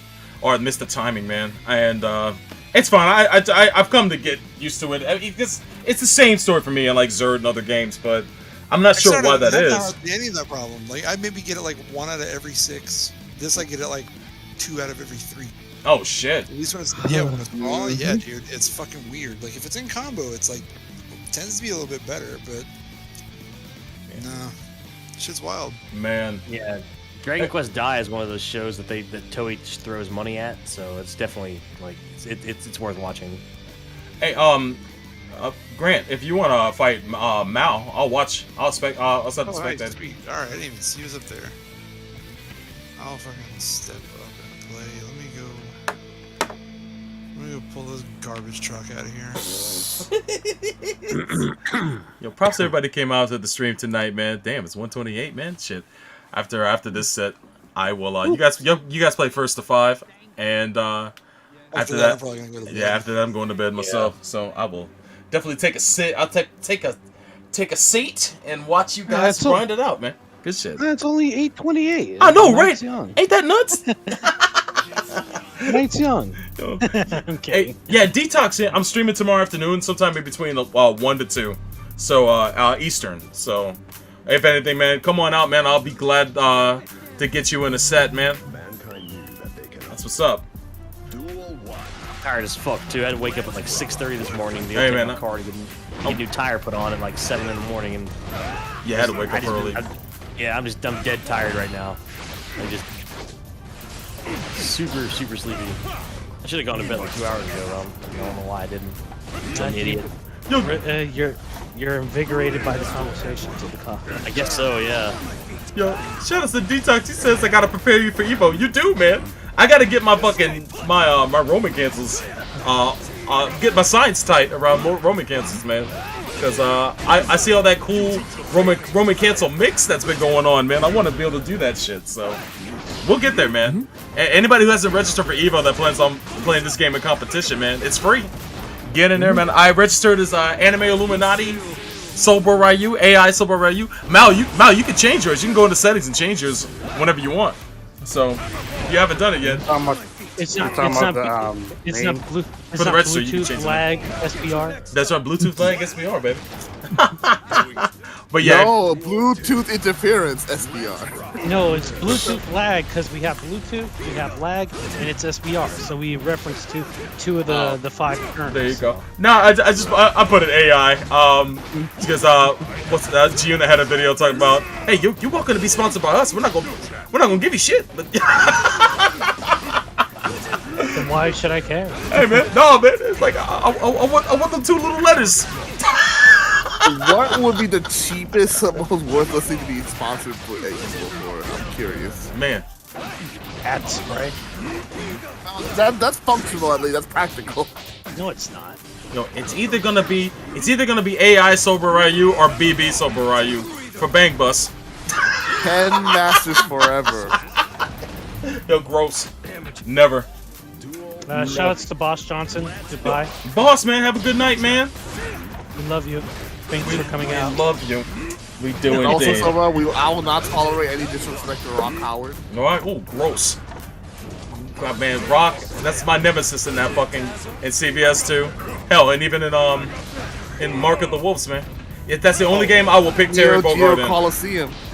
Oh, I never really played it all that much. I owned it, but I played single player, and I think I might have played Nick in that one time, and that was it. Yeah, that's the first game I played Rock Howard before CBS 2. Man, I mean, Rock Howard's design is amazing. I'm not gonna lie. He has one of the best character designs I've ever fucking seen. But as a character, kiss my ass. I was gonna say, I love his winning pose, where he shows his back, but he does a little wing thing, and little beam wings. Yeah, when he does his little fruitiness, little fruity wings. HS2. Oh, Honey Select 2, Super Ryu. Yo, Ed, you next level motherfucker. I see you. Illusion Soft, Super Ryu. Oh God, Illusion. You work for Illusion? What? I'm fucking with you.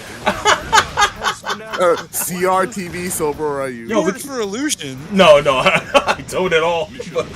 But fucking. I say, like, I used to work. Like, I not used to work for him, but I used to work very closely with him. Oh, did you? Oh yeah, shit. Yeah. Hey man, like Illusion Soft, like the adult games company.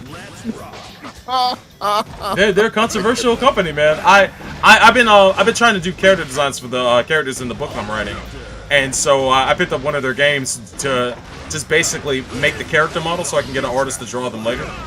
And so I'm just amazed at how good their character creator model is in the game I have, Honey Select 2. And I was like, damn, I wish they put this in kind of a less R-rated fucking game. Only use it for research. Yeah, exactly.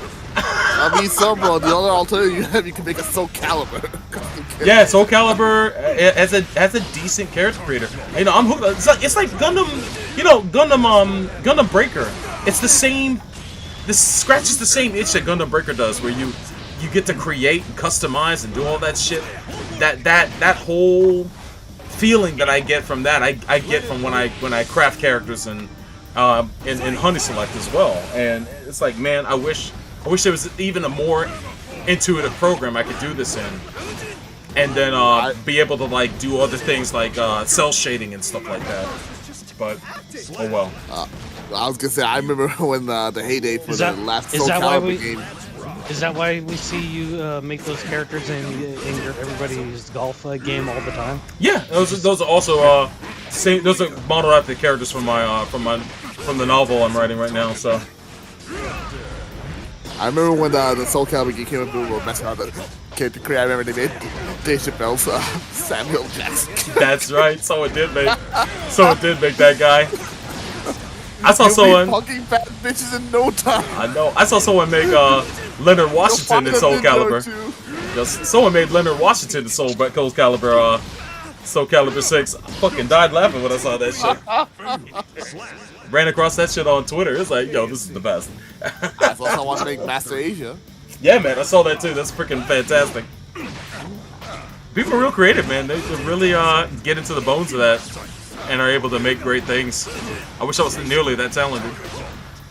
Wasn't there like an old video for like Soul Calibur 5, I think, at one point, where somebody actually made like, I think, Barack Obama versus like John McCain way back in the day? I think so. I thought I saw that somewhere. It's like I just distinctly remember that when the election was happening, I was like, that is over. Bro, I remember the funniest joke about the Obama versus McCain election. I think it was on the Daily Show with Jon Stewart, where he showed them if this was a vote in like somewhere in Africa or something. They put a picture of Will Smith versus the Crypt Keeper. Oh my god. I think I found it. I miss Jon Stewart. Hey man, he was on Colbert the other night talking about talking sense. Found it. Oh, what the fuck? How did I miss? He looks old as fuck now with that beard. Yeah, he looks old. He's only in his early 60s though. Well, man, he also doesn't have to do makeup and everything, coloring his stuff anymore. It's been quite a while, to like a good 7 years now. I think. He was joking about that on Colbert, how he said that he was talking about how black don't crack, but Jews age like avocados. It's like, yo, that's a fucking thing to say. But Jon Stewart is Jewish, so he can get away with that shit. Dude, remember when he was I on? fucking died. What was that wrestling event all those years ago? Oh, WrestleMania. I think it was WrestleMania. Yeah, when he threw a chair at again. He just came to the ring and threw a chair. Those wild I think it was like it was Seth Rollins or something. I think so. I forget what the storyline was going at the time, but I do remember he was involved. Asshole Twitter, but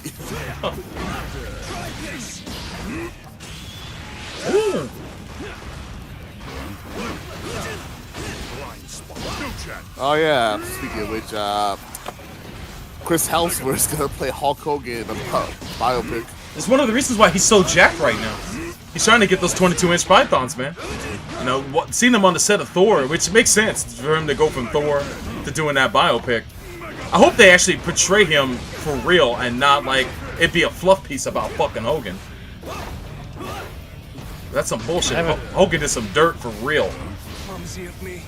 A whole lot of N-words being dropped in that. Oh yeah, a whole lot of N-words. Yo, Chris, Chris Hemsworth, take it easy, please.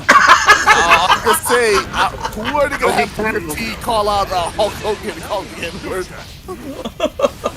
I want to see the shit between him and Macho Man Randy Savage. That's what I want to see, man. Because they used to be boys, and then that shit fell apart fast. Woo. That's a lot of things. Yeah, he burned a lot of bridges. Yeah. Hogan tend to do that though. Woo! But if it's produced by WWE or Hulk Hogan, then it's gonna be a bunch of bullshit. Oh, it'll also be a cheap ass budget too. Yeah, no doubt. Remember, WWE also makes religious movies, like low budget. Do they really? Yes, I believe if I remember correctly, they funded the Trump prophecies. Wow, that's wild shit. What Christian movies make money though? They make a shit ton of money. Yeah, also, they're cheap to make. Even Christian movies have their own superhero, Bible Man. Oh, I remember that shit from back in the day. Oh my god. The horror. Horror. Even then when I saw this, like, you know, there are better ways. Yeah. Man, you're not winning here. I'm but sorry. I mean, for WWE, that's not a bad move for them to make Christian movies, because again, their audience will eat anything up, man. That is a lucrative film enterprise to get into. Yeah, we were talking about that earlier with the Catholic Church, basically like trying to talk out Joe Biden for communion and things like that. Man, it's kind of the same thing with what's his name, Tyler Perry. He's marketing to an audience that freaking walk out on that note. Good night, guys. Hey, man, no problem. Good night. See you, Grant. Fellas. Man, it was dope indeed, man. Well, we'll be back. I know that we do the golf thing every week. I know I'll be back doing that in 2 weeks from now. But yeah, man. Shit. If anything, we got to do this again. I'm looking forward to the next one. Definitely. But yeah, man. Tyler Perry, he makes money off of the same principles, man. His movies are kind of subpar, and he shits them out, and he writes a lot of scripts. You know, it's funny. He didn't really have a writer's room until recently, man. Beforehand, he used to write everything himself. Everything. Like, he did all that shit. He had nobody to check his shit. It's just it's him and that's it. Like, he would write and direct and have nobody question this shit. And it's like, come on, man. Come on, man. You gotta have somebody. I just find it funny, in the words of Double Toasted, when he makes horror movies, they're actual comedies, but actual comedies end up being horror movies. Right? Oh my god! I actually just ate lunch. I just ate lunch at his former at the former location of his studio. Oh, here in Atlanta, because his old studios before he started getting really big and it had to expand and down there and create that big ass like complex that he's got now. Oh wow! His studios used to be in Krog Street, which is like which is now a big ass like food hall for yuppie white people pretty much. But that's where his studios used to be. I was just down there the other day, and I always think about that whenever I go there, because I remember when I first moved here, I would drive through here, and people would be like, yeah, that's where Tyler Perry Studios is. It's like right there. But he hadn't been there in a while. He's big time now, so. Damn, he's grown, man. I'm in awe of what he's accomplished, but at the same time, I was watching a YouTube video on black creators that don't really give back. Like they used an example of oh my god, what's her name? She does Insecure on HBO. Fuck. No. Her name will come to me, but she constantly is giving opportunities to like up and coming writers and directors of color to break into the industry. But Issa Rae. Thank you so much. Rae, yeah. However, people like Tyler Perry and Kenya Barris are constantly just trying to take what they can for themselves and not really doing much to give back, right? They're kind of part of this elite that's in Hollywood that that wants to run shit and not really offer opportunities for up and coming people of color to fucking, to kind of grow up under their tutelage. And they're starting to get called out for it. Absolutely getting called out. And yeah, Tiffany Haddish has been putting people on too. Shout outs to Ed for that, man. That's what's up. Tiffany definitely has been putting people on. But yeah, those two are like big in Hollywood and not really putting people on, man. I will give Tyler Perry credit. He brings back the careers of a lot of black actors that have been falling to the wayside. So I will give him credit on that fucking front. But other than that, that's about it. You know what? Who I wish people call out on Scorsese, because he uses the same goddamn actors for everything, and so moronically high budget things, even for like the movie, which is the only thing he does. Woody Allen also is very insular. Noah Baumbach is also very insular as well. So yeah, some people do want to work with the same actors and whatnot, and I can't fault them for that. But I interrupted somebody. Who did I interrupt? I apologize. No, go ahead. Tarantino does it too in most of his movies. Tarantino, he does enough. He brings in old actors he's worked with, but he brings in new actors at the same time. He's kind of half and half from what I've seen. So I like the fact that he's always he's put people on. He put got him and Robert Rodriguez are pretty good about giving people opportunities and stuff like that. I know that they pretty much gave RZA the experience to become a director himself. So that was really cool that they did that. But Tarantino, he gives back from what I can see. But they do use the same actors. I think that Scorsese does too. He puts people on.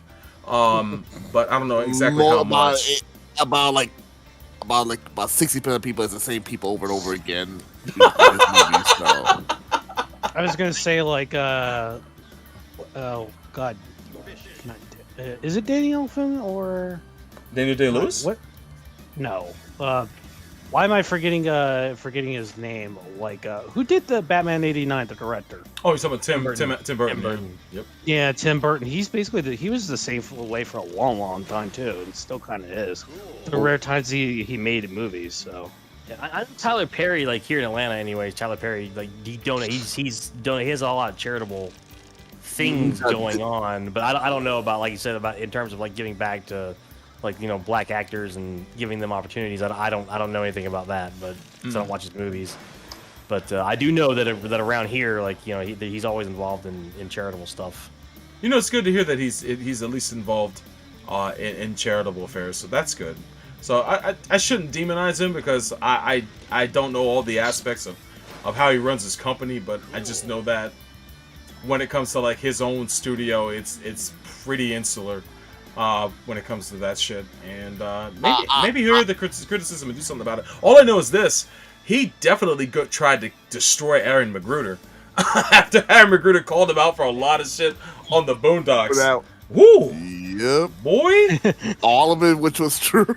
Holy shit! I don't know if all of it was true, but a lot of it was based off of people that Aaron Magruder knew, of things that people experienced while working for Tyler Perry. So it's interesting how badly he got lashed out on by Tyler Perry and him using his clout, because Tyler Perry, of course, had his shows with Time Warner at the time, like the sitcoms he had on TBS and all that stuff. So he pretty much basically threatened to take those, which were doing very well on their networks, to take those out and go somewhere else. And they basically banned that episode from ever airing on Cartoon Network again. And eventually Aaron Magruder left the show for creative reasons for season, I guess, 4? Season 4. And now he's season back. 3 is the last one he did. He was on. But he's now coming back for the HBO Max show, thank goodness. So we at least got that. But I don't know. I'm kind of worried about it now. The more I think about it, just because of I wonder if it's gonna have the same magic. Is what it comes down to be. Well, it's definitely based on today's spot. Go ahead, Enron. Sorry. I was just looking some stuff up on Tyler Perry, like his net worth or whatever, and he was in the news a few days ago. He bought, him and TD Jakes went in together and purchased the remains of Fort McPherson here in Atlanta, which is an army base that's kind of been closed down. Well, they still have some operations there, but for the most part, it's one of those bases that got shuttered. Yeah. And they bought all of the land that Fort McPherson sits on for $29 million. So now he's in bed with TD Jakes of all people in real estate. Man, I'm not crazy about fucking neither am I. He's a shyster. These millionaire preachers, man. That's like, if you're a preacher, you shouldn't be a millionaire. I'm sorry. Exactly. You shouldn't be. I spread the gospel of prosperity. It's like, get the fuck out of here, Robert Tilton. Robert Tilton Ministries. I remember that shit. Shit. Remember Jim Baker? That fucking. I remember Jim Baker. And he's back, fucking doing more of his charlatan shit. It's sick. He's like I saw him. He was like hawking like survival shit now. Yeah. Like prepper stuff. Yep. And for COVID and shit like that. I forget who was hawking like some kind of supplement that was supposed to keep people immune from COVID or whatever, and it was basically getting people killed. It's insane. You might want to be careful, Sobro. I think some of that saved data is actually shows, so that's probably why it's getting canceled out. What's that? So. What? What is it? Like you cancel? Did you cancel the what's it called? The upload for your PS5's save file? Or I saved over what's already on the online storage. Anytime I finish playing a game, just in case I want to play it in the living room, I always upload the save data to the cloud. Okay. So then when I'm in the living room, I can download it and still continue to play the game out there. So you need a USB. I'm just gonna put that there. That's true. To me, I'm paying for Plus. I might as well take advantage of that. So it works out for me just fine. Yeah. But to me, the Plus is there if something catastrophic happens to the console, like when your PS3 got blown up by lightning. Oh yeah, the good old days. Well, fellas, man, I'm gonna go ahead and call it a night. But I'll see anybody who's gonna be out for tomorrow's afternoon stream, man. I hope you guys. There's just one thing I want to read up for everybody, since it's all been a very greedy session. I just want to read this. Give me. I'm gonna drink some water here. Okay, here we go. This power is mine. This is my light. Be it bright of day or black of night. I lay claim to all that falls within my sight. I take what I want. That is my right. Shout out to all the greedy ass fucks out there. All hail the Yellow Lantern. Yo, the bars. Well, that was awesome. But okay, well, take care, fellas. Y'all have a good night, man. I'll catch y'all later. Take it easy. Peace out. Later. Yeah. Bye, guys. Man, good times. Yo, props to everybody, man. Again, check out my boy Mal on his channel, which is ESKAY_09 over on twitch.tv / twitch.tv/ESKAY_09. He was streaming tonight as well. We paired up on Everybody's Golf and also had a couple matches in Guilty Gear Strive. And he might possibly be streaming tomorrow. So if he is, you guys can watch the action from there. Just go there and subscribe anyway, because he does a lot of streaming anyway, and he's got a lot of great games going on. And he's grinding at this game as much as I am. So definitely check him out, man. Again, also hit the websites, man. Twitch.tv/FightersReady, YouTube.com/Shinjuku Station, PayPal.me/SoberRyu, and all the Twitter handles that you see there below. And thank you for checking this out. If you like what you see tonight, hit that follow button here on Twitch or YouTube. And hey, shout out to Varnus. Peace out. Been listening for a while on the road. Yo, Varnus, man, drive safe, my friend. Great show. Thank you, sir. Ed says, did you say you're doing a midday stream? I am, Ed. I'm doing a stream tomorrow, sometime between I'm starting it sometime between 1:30 and 2 p.m. So if you are available and you want to throw down some Guilty Gear Strive, that's what I'm doing. And then on Sunday, I am doing another session of Super Robot Wars, starting at 1 p.m. Eastern Daylight Savings Time, for anybody who wants to check that out. So that's what's up. And they'll be all here on Fighters Ready. And that Super Robot Wars stream will also be on youtube.com/GundamMAHQ. But yeah, man, that's it for now. Hope you guys had fun, and I will catch you guys later, man. Take it easy.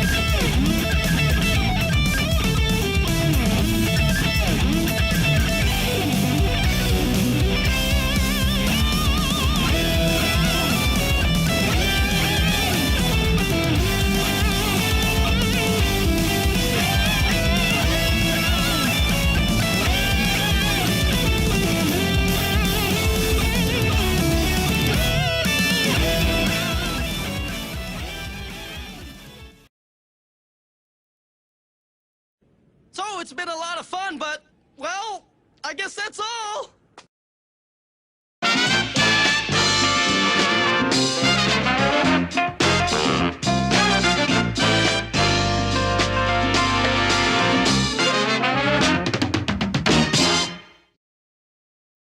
Mankind knew that they cannot change society. So instead of reflecting on themselves, they blamed the beasts, heaven or hell. I saw your combo last night. Nice. Thanks. Took me about 2 hours to get. Now show me the damage on someone other than Chip!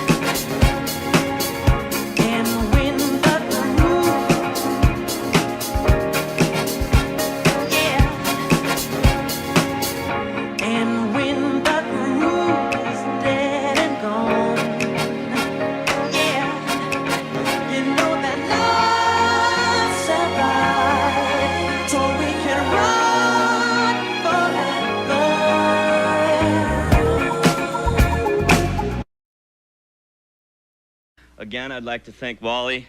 Sorry, Wally, I missed you fairly. Chief Wapensky, thank you very much again. Gotta go. Thank you, and Ray, thank you very much. I appreciate it. Goodbye. Okay, the champ. See you next week in Windsor Locks, Connecticut. The executive producer of ABC Sports' presentation of the Professional Bowlers Tour is Jeffrey Mason. Produced by Carol Letty. Directed by Larry Camp. Associate Director Manny Cabral. Technical Director Michael Carmen. Operations Manager Les Weiss. Assistant to the producer Chris Schachter.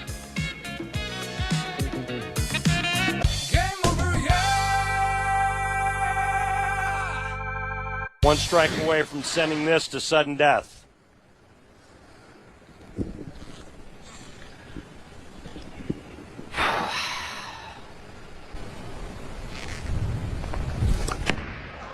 Come on, Bob! Yeah, that's right, baby! That's Pete Weber! That's right! Pete Weber! Come on, give it up! 85.